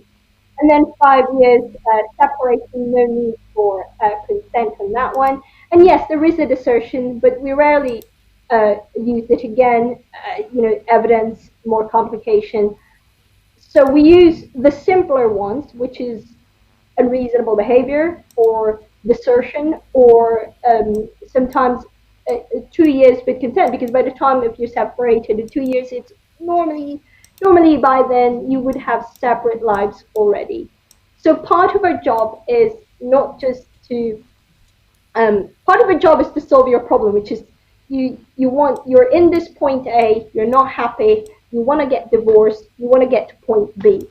So we tell you these are your options, and these are your most practical options, and that's the reason why sometimes may adultery na nangyari. This is normal in cases, Mr. Laragan, may adultery na nangyari, but actually, yung facts ng irretrievable breakdown of marriage is unreasonable behavior. Just because we say, mas magmamahal pa yung legal cost mo if we have to provide evidence of adultery. So those are, as I've said, for information lang ng mga kababayan natin. This is separate from financial dispute resolution or the financial side of the divorce. It has nothing to do with the divorce at all. Yung conduct mo sa marriage normally would not impact yung hatian nyo sa divorce unless sobrang severe, unless sobra talagang nagkaroon siya ng impact dun sa career progression, sa income capacity ng kabilang partido. So just take note of that. You also talk about the financials. You talk about the children as well. Can one party, for example, the wife, for example, prevent you from, I don't know, custody or seeing your children? Is it possible? And if that is possible, what are the grounds or reasons, that would empower or more or less put the wife on a higher ground, so to speak, to be able to demand, I don't want you to have custody of our children. I don't want you to see our children. Are there such, grounds or reasons that empowers one partner over the other, or one party over the other? I always remind my clients, you have to treat these three things separately. Your divorce, your finances, and the children. Most especially in respect of the children matter, you cannot weaponize the children in the finances. The court will really, really not like that. The court will look at you with less favor if you do that. If on the children matter, and this is what I say to the client, it's not about you, it's not about what you prefer, it's not about what your husband or your wife prefers, it's about what is in the best interest of the children. If he was a shitty husband, for a lack of a better word, or not great wife or not great spouse, but a great parent, there is nothing that would be reasonable to stop contact. It would have to be, if you're going to stop contact, it would have to be because it's in the best interest of the children. So a classic example is that person or that parent is putting the children in risky situation. But it has to be that. It can't just be because they're not giving you what you want in finances, or they're not accepting the divorce. The court will potentially bite you back in the children matter, because the court feels strongly about that. The children should not be weaponized in the divorce nor in the financial negotiations. And we as lawyers, we have a duty to tell you that. We have a duty to say, don't do that because it's not going to be in your best interest. You will be told off by the court. Okay, so what he was saying was that, or varying or saying was that they're having this soonish meeting in court, I think, or court. I don't know how it would be. For nowadays, because of the pandemic, nowadays with your cases, attorney, how is it handled? How do you, for example, in this kind of a case, if you were in this kind of a situation, what would happen? Would the judge have a telecoms hearing, for example? So he would be in the Philippines, and the wife would be here, and they would have a telecom meeting. So tuloy, but it goes on.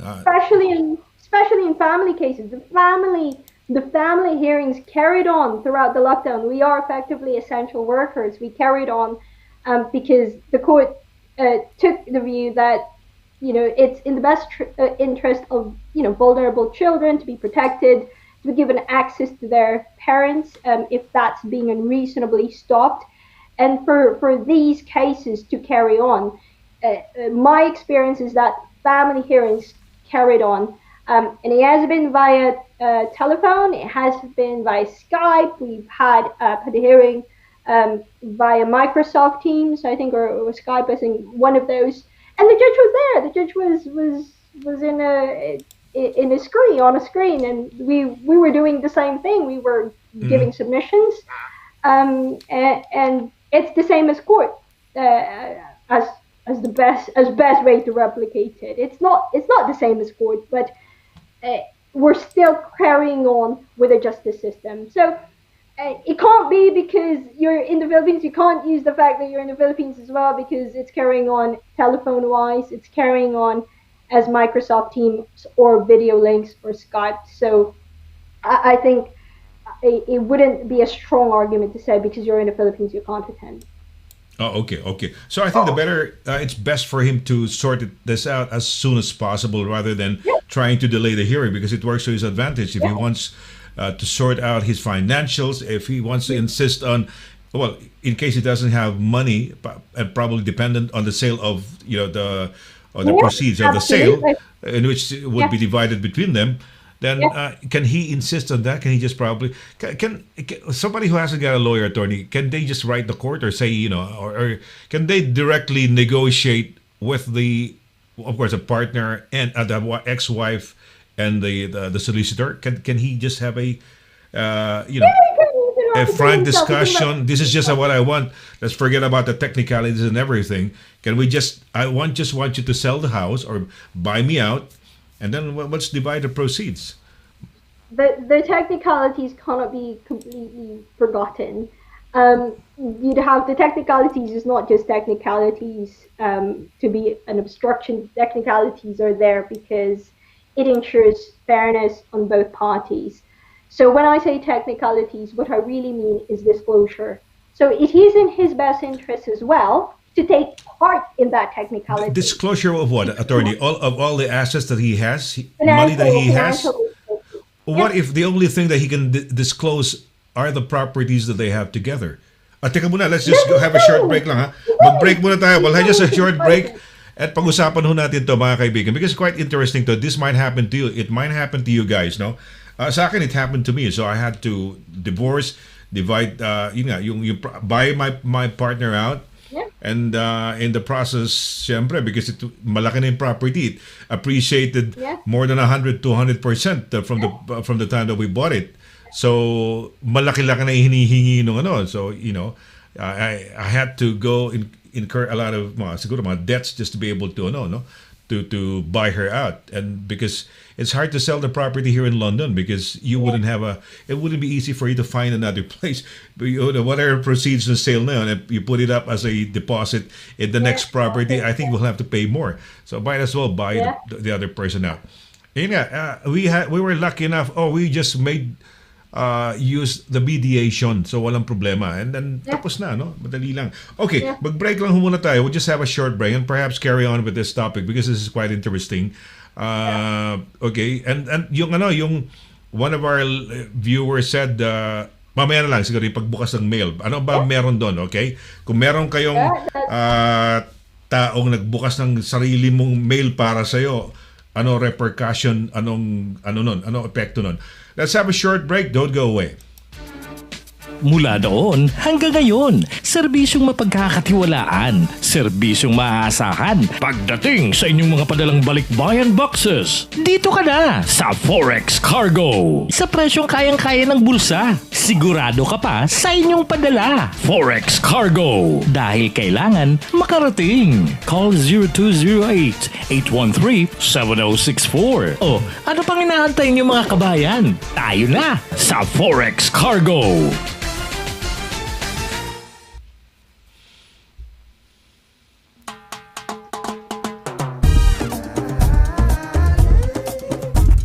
100% all natural, tasty, healthy, versatile, 4 unique flavors. Taste a real sauce. Galettos.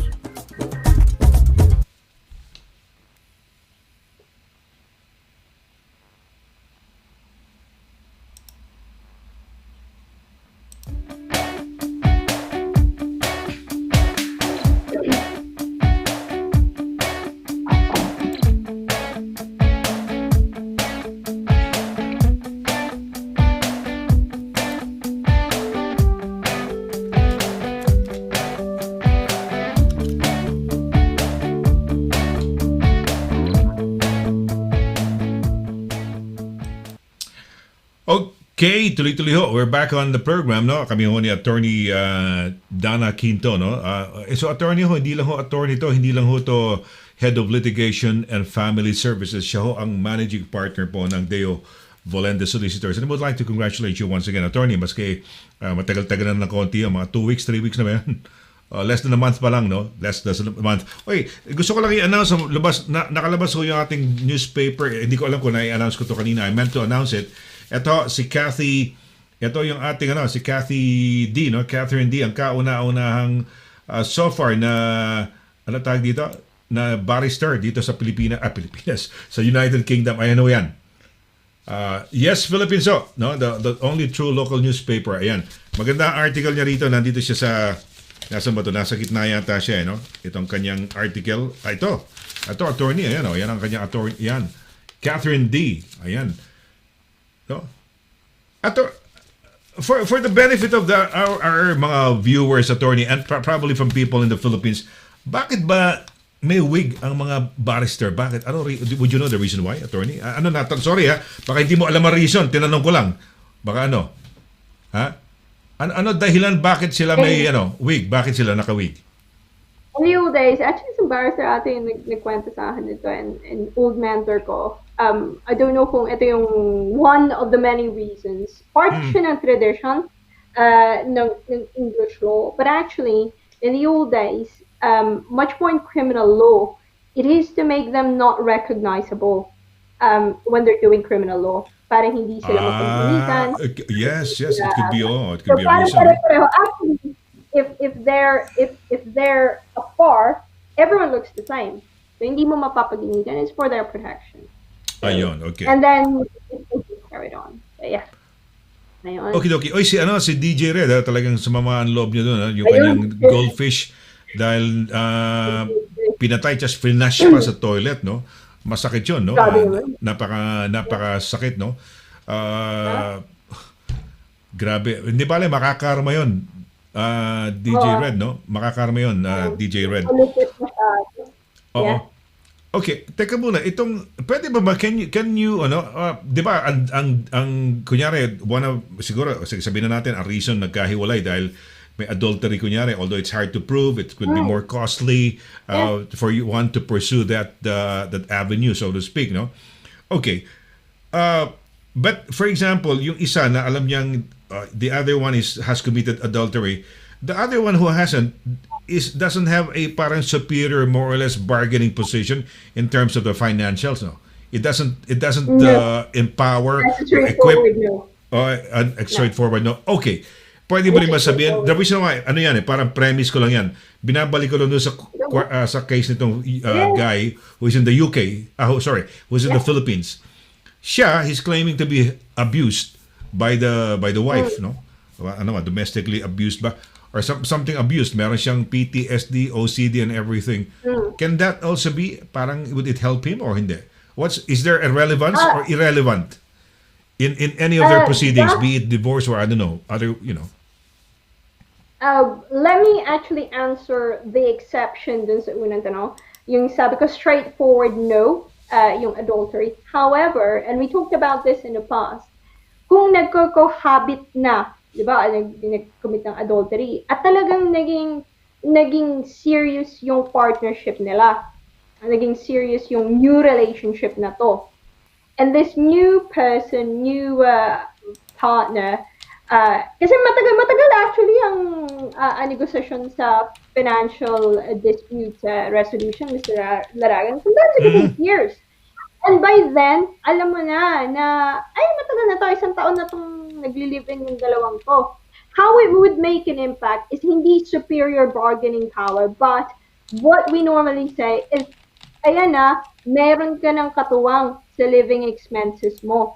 You don't need as much in terms of yung living expenses mo. Tatanungin namin, nagko-contribute ba yan? Ano ba yung anuhan nyo? Because it seems like this is serious. So yung cohabitation, it's not necessarily the adultery that will have an impact on the finances, but actually cohabitation. So let's make that differentiation dun sa two concept na yan. The fact na nag-adultery sila, it's neither here nor there, frankly. The fact na magko-cohabit or nagko-cohabit rather, yung dalawang tao, that would have an impact. Now, the second question is about PTSD. Kailangan may evidence ka, medical evidence. Kailangan may evidence ka na ang rason na may PTSD ka is that domestic abuse. Yes. Go ahead, attorney. Yung PTSD na yun, you'd have to have an expert's evidence to show na it's so severe that it's impacting yung employability mo and your ability to get gainful employment, and that was caused by the domestic abuse. So yun yung kailangan mong i-prove. And I'm gonna go back yun sa question mo dun sa disclosure before we had a break. Bakit? Paano kung isa lang? Paano kung ito lang yung assets? If you look at Form E, it doesn't ask kung malaki ba yung asset mo o maliit. What it asks is for disclosures, a list of documents to produce. 12 months bank statements. Kung meron kang, most of us have bank accounts these days. So you have to produce 12 months bank statements. Reduce ng liability mo. Credit card, any loans, etc. Hindi lang assets actually, it's assets, liabilities, income, as well as living expenses. So it's a full picture of your financial position. And that's something that you have to do, so that both of you would have to do, so that you can actually make a decision. You can really say, tama pala yung iniisip ko na offer nung una. Tama pala na ito lang, sales or proceeds lang. It may be in your position na it may be good for you to see, malaki pala yung asset mo dun May asset ka pa palang ganyan may overseas assets ka pala. Magkano yung business valuation? So businesses, you don't look at what you invest in it. You look at the value of the business. And hindi lawyers ang nagsasabi yan. And most of the time, hindi rin yung owners. Most of the time, accountants have a way of valuing the business. Hindi yan yung income mo, Hindi yan yung sales mo. Kasi merong goodwill, merong kung ano man yung mga asset, tangible, intangible asset. I'm not an accountant. What I learned from experience is that akala nila malaki yung business, o akala wala yung business, but actually yung value ng business is much more. So maybe if you look at the value of the business na natira sa asawa mo, maybe it's much more. And maybe dapat tumingin ka pa ng mas malaking deal. So this is the reason why not just your disclosure, but her disclosure is very, very important. And we call it full and frank disclosure. So sign mo doon, I confirm that these are true. And if you do lie, the court gets very, very offended by it. Contempt of court po yun. So that's the reason why kahit sabihin mo, ay maliit lang yung asset ko, eh tatanong mo, alam mo ba, nakita mo na ba na nag-sign siya ng statement of truth na yun lang talaga yung asset niya. So it's really worth it. It's worth going through that exercise. And these are documents. Kung wala ka nun, edi sabihin mo not applicable. Kung wala kang pension, sabihin mo wala kang pension. Kung wala kang credit card, sabihin mo wala kang credit card. But surely, everyone these days have bank accounts. So tatanungin yan, assets dito, assets sa Pilipinas, assets sa lahat, overseas assets, business valuation, pensions, business shareholdings, income, wages, payslips. It would ask about your monthly expenses as well. At kung may nagko-contribute ba doon. Again, we go back to not adultery, but cohabitation. Kung may katawang ka ba. Because they will look at your resources. Hindi kung ano yung ginawa mong mali sa buhay mo, but they will look at your available resources. At pag tinitingnan nila, ay, yung ka-live-in partner mo, nagbibigay ng 500 pounds per month, kita namin dun sa bank. Kasi nga, 12 months bank statement, makikita namin eh. Sabi namin, sino yan? Sino yan nagbibigay ng direct debit or standing order 500 pounds per month?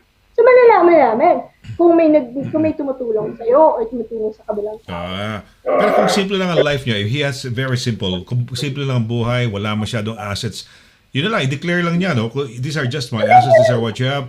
Or show them your bank statements, be forthright, be open. If really you haven't got anything, then just show them you haven't got really anything. If there's nothing to produce, and if you've maxed out your credit card, tas kita nila, if your credit limit is 5,000, or they can see it that you have 5,000 still unpaid. Diba? Exactly. Okay lang yun. Exactly. All right, okay. Exactly. Okay, but can you compel? Bago natin, let's probably close this a bit. But can you compel? Well, siguro it's a long process. Financials. Pwede ba just ask, please sell the house, or sell it, let's divide it, or buy me out? No, can you demand that? You can demand that via the court, but you have to go through. That's the reason why they're in court, because the court will assist them. So the first is they will disclose. They will go through the process. The court will try to look at the issues. They will help them. O, kailangan nyo ng expert na ganito. Kailangan nyo ng accountant. Kailangan nyo ng valuation. So, go get these documents. Come back for a financial dispute resolution hearing, which is like a settlement hearing. At kung talagang, so, you come back with that. Sasabihin ako, ready na ba lahat? So, they will say, yep, we're ready. We have this. We're agreed on this, but not agreed on this. And the court would say, hindi pa to final hearing, this is the second hearing. The court would say, okay, eto yung view ko about that, eto yung view ko, why don't you go out and have a chat? So you can have a chat. You can make a decision then. However, kung talagang hindi kayo mag-agree, the court, you'd have to go back to the court. The court would say, are you really sure? Are you really, really sure? And the court would give another set of directions. Kasi by then, the reason why you're not in agreement may be because of expert, because of value. So the court will again try to help you get the evidence. So you'll get the evidence, and kung talagang hindi talaga kayo magkasundo, you'll go to a final hearing. The court will hear evidence, the court will hear you, the court will hear the other side, and if you really can't agree, the court will make an order. Okay. Attorney, okay. So ito yung kababayan natin. Tungkol sa sulat niya, doon sa bahay, for example, yung parang caretaker ng bahay o kung saan siya nakatira o inuupahan niya ng bahay, binuksan ang sulat niya. Pwede bang buksan ang sulat? Pwede bang, anong epekto nun? Ano bang, what can you do? For example, ang sulat mo binubuksan. Tinitignan ng ibang tao. Paano yun, attorney? Bawal. Bawal. Hindi po tama yan. Bawal. Straightforward, no. It's potentially criminal conduct under Section 84 of the Postal Services Act. You cannot interfere with post that is not yours. Pwede mong isumbong sa police, pwede kang pumunta sa abogado, they can write to them and give them and give them a warning. But don't do that because it's illegal. That's plain and simple. Huwag niyong gawin. not right and it's not lawful. Okay. So, pwedeng isumbong sa police? Because it's a criminal act. It's Criminal act. potentially Oo. potentially tinignan ko din kanina. I think 6 months imprisonment or 6 months obviously imprisonment. or a fine. So the thing is that evidence. I think it will have to go back into evidence. But pwede mo na lang sabihin sa kanya, look, under Section 84 Postal Services Act, huwag mo buksan yung yung post ko, kita dun sa CCTV, pinubuksan mo yung post ko, yan, akin yan, Amazon Prime yan, akin yan eh. So, Amazon Prime. Oy, o kaya may baka mamaya nag-umorder siya ng mga sexual toys, no? 'Di ba? Nakakahiya, 'di ba? Oo. Akin yan. Oo. Diba? Teka muna, ganito kunyari, situation, nagmamahalan. Pag nagmamahalan kayo, maski magbukasan kayo ng mobile. Estranged na sila ngayon, magkaaway na sila dahil siguro nahuli niyang ng lalaki o nahuling ng babae. Ngayon, parang hindi na sila, kumbaga, wala na, medyo hindi na maganda ang kanilang. Oo. Binubuksan ng isa yung sulat. Siguro gustong matignan kung ano, no? Pwede ba niyang, yun, papasok to sa article, ng postal. Pwede mo.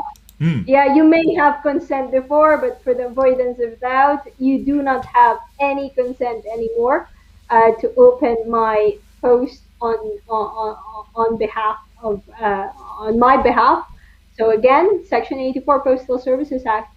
And even sa divorces, Mr. Laragan, pag illegally obtained ang evidence, pag yung mga kinuha sa mga post, hindi yun pwede, bawal yun.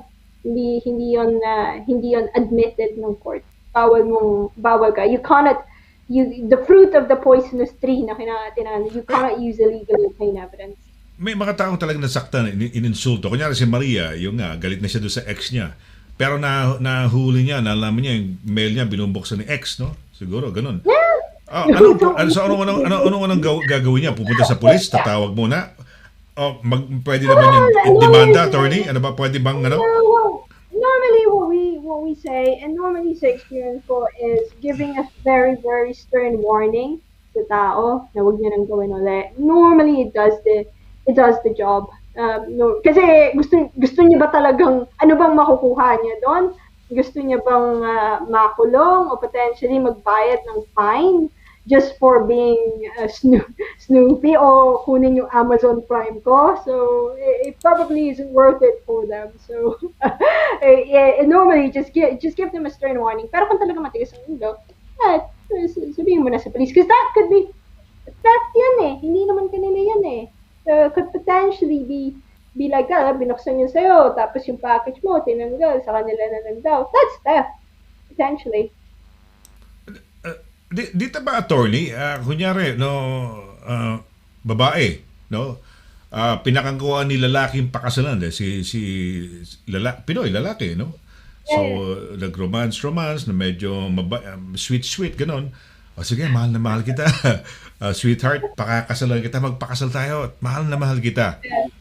Umasa ngayon si babae. No? Nagkaroon ng date na araw ng ikakasal tayo sa kunyari June 1 para June bride ka. Tapos hindi tinuloy o ayaw na, wala na. May magagawa ba si babae?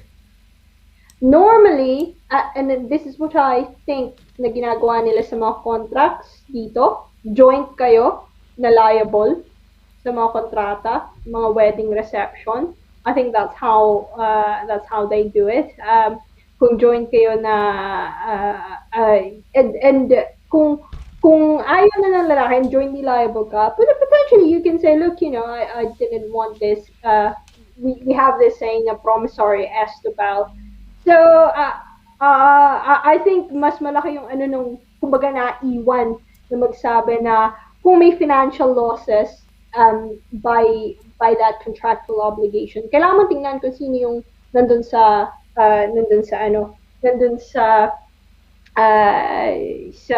kontrata, saying that yung obviously nandun siya sa moral pedestal, saying that a promise to do something where he's saying na maybe hindi pa siya kontrata eh. It's not really a contract. You could potentially argue promissory estoppel, which is a very technical law. But be very careful. Ito na sasabihin ko, kung kayo ay kakasal, be very, very careful in terms of signing contractual arrangements. Kung hindi talaga kayo, contractual arrangements, wedding reception, wedding venue, mga ganyan. And probably the fairest way to do it is to both of you na magsasign doon because it's 50-50. You split the risk. You both carry the risk na one of you may say one day, ayoko na. So it's an equal risk. Equal risk yung kayo. Hindi lang isang tao yung risk na kukuha nun. I think the fairest way, my practical advice is for hindi man ganun ka-romantic, mag-prenup kayo at pareho kayo mag-sign sa kontrata nyo in terms of wedding venue and wedding papers. Maganda yan. That's the fairest. Magandang advice na mag-prenup kayo. O sige, Pogi, kunyari, no? O Pedro, o whoever your name is, mahal na mahal mo pala ako. Sige, mag-prenup tayo, ganun. So that will be also a nice way to, di ba, to go after. It's a nice way. Pwede ba, no? Pwede rin. Okay. Yeah, Wala naman nagpipigil sa absolutely. prenup, no? Wala naman nagpipigil sa prenup. Okay. Wala. Yung attorney, yun daw, letter daw sa kanila, doon kanilang parang tinitirahan na, parang umuupa sila ng isang kwarto, galing sa NHS para sa anak nila. Siguro, merong masela na information doon. Binuksan. Yeah. Oo. Sure about. Oo, grabe, no? Grabe yung... Ilang beses ba binubuksan? I mean, minsan nangyayari na, nagkamali lang, akala ko sa'yo. If it's one time, siguro sasabihin, huwag mo nang gawin uli. Pero, pag parating ng binubuksan, masama na yun. Masama na yun. Oo. Sige, isusumbong natin, no? Ayan, sabi nila, akala nila ngayon lang, yung mga hindi ko nakakaalam, matagal na ho to, Yes Philippines newspaper ho. In fact, ito cover ho si Catherine D, isa hong barrister in the UK. Ito ho, hindi ko lang ho alam kung ito kilala ho ninyo to. Ito ho, naging cover ho to eh. Ayan. Hindi ko kilala yun. Sino ba yun? Ayan, naging cover ho yan. Yes, Philippines. So, hindi ko alam kung anong issue yan kay attorney, no? Ayan. So, ayan ho, ang nasa cover ho dito, nalalagay ho natin, yung mga Pilipino ho na, may worth covering ho, worth gawing cover story ho sa ating publication. So, ayan ho. Gusto ko lang batiin si Maria Ellis, no? Yung ating managing editor. Magandang gabi sa iyo. Good evening, si Maria Ellis, no? Ayan. So ito ho, si attorney, ayan ho. So Yes Philippines. Anong buwan yan, attorney? Anong buwan yan? August po. August. Ayun, kita nyo naman si attorney DANNA yan. Oo. Ayan. So, ganun lang naman ho tayo, no? Kung sino ho yung mga bata pa ho to. Ibig sabihin, look at that. Si attorney, yan, batang managing editor, managing partner. Managing partner. Ito si attorney, ayan, batang-bata po. Ito bata pa rin to, no? Kita niyo naman yan, di ba? Hindi naman mga mukha 60 years old yan, no? 70 o di ba? Mga 50 kaibigan ko po yan. Ayan, si Catherine D ho, ayan. So, check out to sa malapit na mga tindahan no na sa inyo ho. Pati ho yung ating mga partners na mga ano ba tawag din yung mga cargo companies tulad ng Forex Cargo, ng Highlights International, Yes. Nagbibigay ho ng copy sila doon sa kanilang mga parokyano ho. So, iba't ibang parts ho ng United Kingdom yan. Ayun. So, teka muna, may mga pagbati dito, hindi ko alam kung lumalabas niya sa atin, no? Binabati ka nila, no? Asan na ba yan? Ito, yung kaibigan natin, attorney. Si Edgardo, na pagkahaba-haba ng pangalan, siguro, dahil... Edgardo Kagahastian, good evening. Ayun, Good evening, Kuya Sonny and Attorney DANNA. Yes, happy Tuesday. To choose. You chose to be here, no? Happy Tuesday. Pero medyo late ka, Edgardo, no? Talo ka doon sa ating valedictorian, si Attorney Emeline Rafael. Cora Corsola. Ayan. Okay. Ito si Imelda Hintay Fernandez. Oh, yan. Hindi ko Ay, alam kilala bago mo yan, ata attorney. si bago po Good ata evening yan. po. Good evening. Ayun. Madami po tayong bago ngayon, Mr. Laragan. Oo, Nakakatawa. marami. Ito yung kanina yung Pilipinas. Sabi niya, thank you so much po. Sabi niya, yes, big impact po sa Yeah. mental health illness niya. PTSD, OCD is worse. We have psychological report po because of That's good. abusive marriage. Ayan, no. Yeah. That's good. That's true. Yeah, they've got the abuse. evidence. Oo.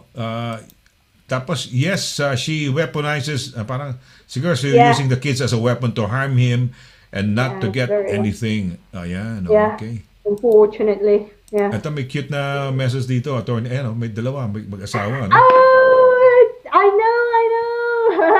Hi, Bing. Be blonde. Hi, Bing. Be blonde. Ganda naman, be blonde. Hi, be blonde. Ayan, si be blonde. Belinda. Belinda, be blonde Bartlett. Yeah, hello, Hi, Donna. You Belinda look great. Blonde. Happy to watch you every Tuesday with Sonny. Uy, thank you. Thanks for mentioning Thank my you, name. Belinda I am the Blonde assistant and of little one. Attorney Dana. Ayan. Okay, ito, last po.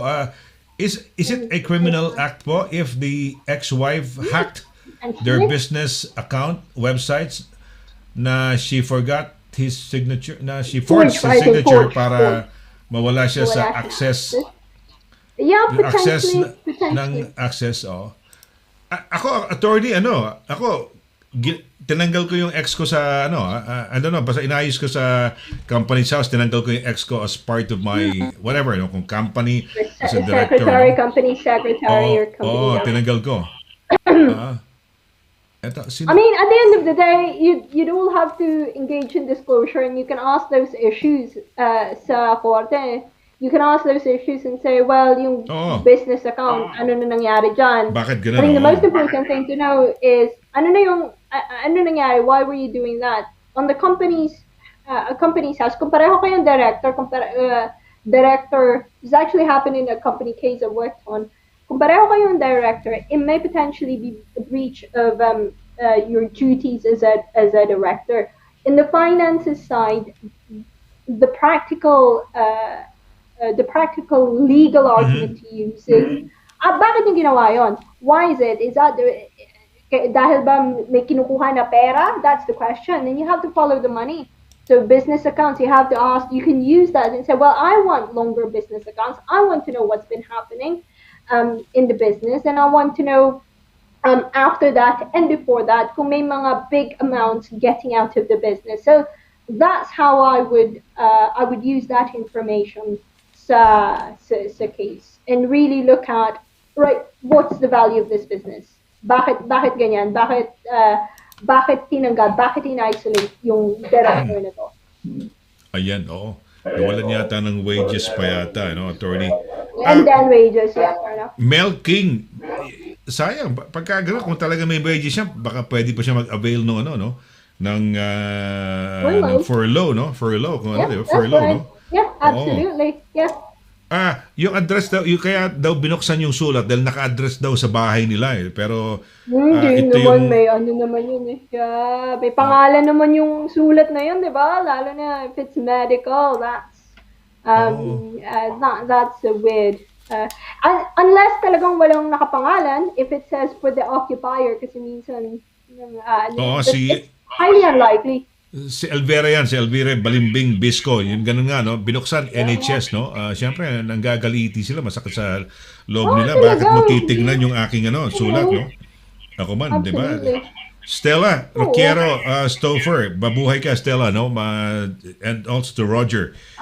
Nisa Karaig Atahar, nakikinig ako, sabi niya, Isang Andre watching, Ayun, Roslyn Tagle, mabuhay. Si B. Blunt, thank you for mentioning my name, B. Blunt, much appreciated. Jesse Chris Almasan, Joe D. Monar, hi, good evening. Akala nila bata lang nandito sa newspaper, hindi ho bata yan. Hindi ho underage yan. Akala nila, di ba? Hindi ho bata yan. Handa na po ako. Ayan Hindi, pero bata pa naman talaga. Hindi naman, baka akala nila 50 years old ka na, attorney, hindi naman, mukhang bata. Ayun. Si Edgar, do I say me and Alex are listening? Who is Alex? Alex is the daughter. Anak ko yun. Okay. Yung Alex daughter is the pala daughter. niya. Hello, Alex! Hello, Alex. Bakit ba yung picture mo na Sana ilabas may natin? ganyo kang maglo. Sana maglo nga. ka, Alex. Yeah, just Sayang nga. school. Kung kailangan ng internship. Oo nga. Sayang nga ako. Gusto ko sana mag-aral ng law pero nahuli na no? Grabe, sayang. If I knew about this, no, if I knew this about 5 years ago at least, no, nag-aaral ako sana. Magiging assistant ako ni Attorney DANNA QUINTO, no? Di ba? O sige, ay. Co-lead. Ni assistant. Lauren Ano ba Ramos yung Martinez. kumpanyero? Kumpanyero, oo nga. Uy, oo nga pala, no? Very interesting ang law kasi lahat ho tayong apektado ho, no? Kaya maski paano itong ating nagpapasalamat sa ating mga viewers because maski paano they learn something from our program, no? Sabi ni DJ Red, maraming salamat po Sir Sonny, Laragan and Attorney DANNA QUINTO, malaking tulong po ito. Thank you rin, no? Sabi ni Dalinding Bisco Elvera, thank you po so much Sir Sonny and Attorney DANNA, God bless po, no? Ayan. You're welcome. Oo, parang grabe na hinaharas-haras sila. Sayang ng haras-haras din. Nakakaano din, nakakalungkot yung mga sitwasyon na gano'n. Kasi talagang nakaka-stress yun kung saan ka umuwi tapos nung ka pa hinaharas. Exactly, But yun nga lang kasi nga, yun ang inuupahan nila. Yung tao na yun mismo ang kakontrate nila doon sa pagtira. No? Hindi natin, I don't know kung anong problema nila. Baka gusto silang mag-increase ng upa. No? Baka ganun ang siguro ang purpose nila. Kaya ganun. Okay, well, attorney, ano ba tong si Edgar Duway, ano ba tong pwede ako mag-apply na PA ni Hyper DQ? Masaya na ako doon. Okay. Baka ano ka, consultant. Consultant. Yeah, well, we appreciate you, Edgar, no? We ang kagandahan, we love this guy, si Edgar Duway, no? Ito kasi totoo ho to, wala hong problema to. Talagang he really is here. He's a good friend. He participates. Walang hidden agenda yan, no? All he has to do is ask some questions. If there is something that he'd like to ask or contribute, nakikita mo yan sa mga forum kung saan siya pinaplug ka niyan. Sila ato kayong dalawa niya, no? Makinig kayo kay Attorney DANNA, maski saan siya mapunta. Talagang yan ang mga number one na parang bodyguard. May sinasabi siyang bodyguard eh. Oo, bodyguard. Tsaka nakakatuwa kasi inisip niyo kung nandun ako sa opisina minsan. Anong oras na? Alas 10 na. Oo, exactly. Nakakatuwa. Yeah, right. Para talagang nasa tahanan ka ng Pilipino. Ano? Exactly. Feeling ko talaga pag Tuesday, umuwi ako sa Pilipinas. Every Tuesday. Yan. Kaya we salute you, Edgar. No? We appreciate you being supportive of us, of the show, of being a friend. No? Andyan siya. No? Walang masamang tinapay yan si Edgar. Pero you have to, may kumbaga, unique yan si Edgar. Talagang nakakatuwa. Bino mo, birthday niya, di ba, attorney? Hindi niya pwedeng makasama yung family niya. He has to be on his own. Di ba? Yeah. But other than that, okay na. Wala namang problema. No? And hopefully by a movie, Bodyguard, sa Netflix. Ayan, meron siya recommendation. Movie recommendation. Akala ko yung Bodyguard attorney na yung Bodyguard na series na BBC. Yung pala, movie pala sa Netflix. Ay, alam ko yun. Yung Bodyguard na movie sa BBC. Alam ko po yun. Napanood ko yun. Yeah. Yun. Maganda yun. Sa BBC. Maganda yun. Maganda yun. Kaya sa Amerika, nag-click yun eh. Etong Bodyguard, di ko alam kung napanood ko na to. Ayan, Ano ba dumating na. May mga dito legal advice, movie advice, food advice. Happy Valentine's. Everything advice corner. Yeah. Pinabati ka niya ng Happy Valentine's. Although, late na. Pero at least, ayun na yun. Yun ang intention niya, no? Happy Valentine's, attorney. Yan, DQ. Hindi ko alam kung kung pinost niya to nung Valentine's Day, ngayon lang lumawas. Hindi ko alam. Ngayon lang lumawas. Pero mabuhay. We'll do a lot of hiking or walking or group no? So, ayan, pwede tayong lumabas sa mundo. Sana nga, attorney, with this with the we have about 15 million people vaccinated already, and somehow that might help. right. No, it's bringing down everything, and so we can go back to a bit of normalcy. No, movie houses, concerts, shows, theater. These are things that we can once again enjoy. No, Yeah. and di ba nami-miss natin yung mga yan. Ikaw ba, let's say, pagka okay na, let's say, maluwag-luwag na, anong unang-una mong gagawin? Will you, manood na sine, magpunta ng gym? Sa ngayon ba, bagal bang umakyat sa mag-peak walking? o peak, Bawal pa. bawal pa. Yeah, oo. siguro yun po. Siguro yun. Pag normal na lahat, siguro yun. Yung see friends, yung mga kaibigan ko sa St. Albans, or dun sa Sussex, sa Horsham, kumain sa labas, and mamundok. Siguro yun po talaga yung mga gagawin ko agad pag nabuksan na ng tuluyan. And bumalik na tayo sa normal. Ayan, seeing friends. Tama yan. Tama ka. Ako, yung mga apo ko, tsaka yung aking daughter, no, yung mayakap mo, makasama mo, no, hirap eh. Mahirap. So, mga friends namin, minsan, akala nila, nagtatampo dahil hindi kayo magkita eh. Akala, iniiwasan mo. Pero totoo naman talaga, iniiwasan mo dahil, hindi, di ba? Baka di ba? Baka mahawa. Hindi na COVID, iniiwasan niyo pa rin eh. Hindi. Pag wala na COVID, pag wala na COVID, tas iniiwasan pa rin, yun, obvious na yun. Pero pagka COVID ngayon, kasi di ba, hindi mo alam kung sino nakasalumuhan niya, sino nakasalubong niya, saan siya nakahawak. Di ba? Lalo na kung nag-travel pa yan ng public transport, o di nakakatakot pa. O di ba? Hindi mo alam eh. Baka tamaan ka eh. Ngayon, di ba yesterday na yung anti-vax yata, may nasa panorama ngayon, di ba? Yung about yung mga panoorin mo yung panorama sa BBC. Something about the anti-vax people na minsan parang nagdadalawang isip, pero hindi, some people kasi parang very convincing dahil akala mo mga experts, mga doktor, di ba? Well produced yung mga kanilang mga video, no, telling you that you might be controlled pag nilagyan ka ng vaccine, makokontrol ka, yung kontrolado ka, no? So infertility and so on and so forth. Pero sana mawala na, no? At least, attorney, so magkita-kita tayo nila Edgar, makita ka namin yung mga si Carsola, sila Emerin Rapon, Carsola, pwede nating maka-coffee na yan, di ba? Yung mga mahal na mahal natin, di ba? Bari, totoo yun, abangan lang siguro, we don't make promises, pero gugulatin lang namin kayo, baka sakali may t-shirt tayo. No? Ayan. Ayun, yes. Happy Tuesday. Yes. Malapit na rin ang unang anniversary mo, attorney. Kailan ka unang broadcast mo? Would you remember? Mid-March ba yun? Early March? Early March po ata. Early March. I'll have to look, I think March 10 or something. Sige. Let's look. Uy, malapit na ho ha. Ngayon, siguro meron tayong cake para kay Attorney Dana. Dahil first year. Happy birthday. Yung una-una ka nakita ni Edgar, siguro na-shock. Sino ba to? Bakit merong batang-bata? Parang neneng-nene na to. Tapos abogada? Totoo ba yan? Parang niloloko nyo lang yata kami. Talagang naman totoo abogado. Kasi nobody would believe you as a lawyer initially pag nakita mo.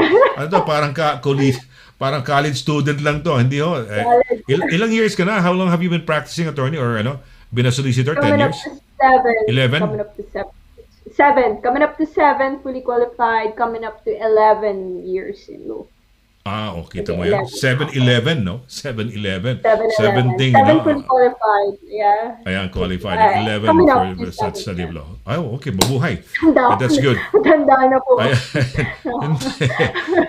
Hindi talagang Okay, attorney, magpaalam na tayo and let them know saan ka Manila, how do they contact you?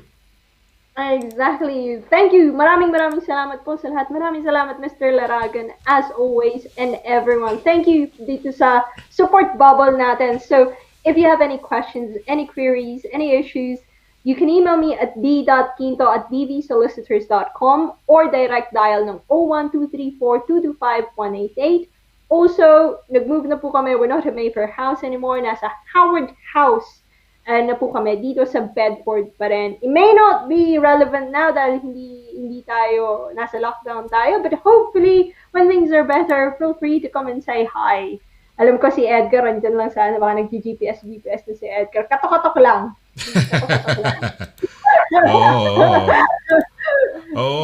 okay. Yeah, oo nga, sabi nga Nakakatawa, sana magkita tayo lahat na. Yes, we will do it. Especially with all the tips that you gave us, kung ano yung gel na ilagay mo sa paa mo para hindi, ano, di ba, merong, Yun. di ba, o mga ganun, Yung mga no? ganun, So, yes. plus, kung ano yung mga camping gear and everything, no? Yeah, we look forward kasi we'd like to make up for the lost year of one whole year of pandemic na bitin tayo, no?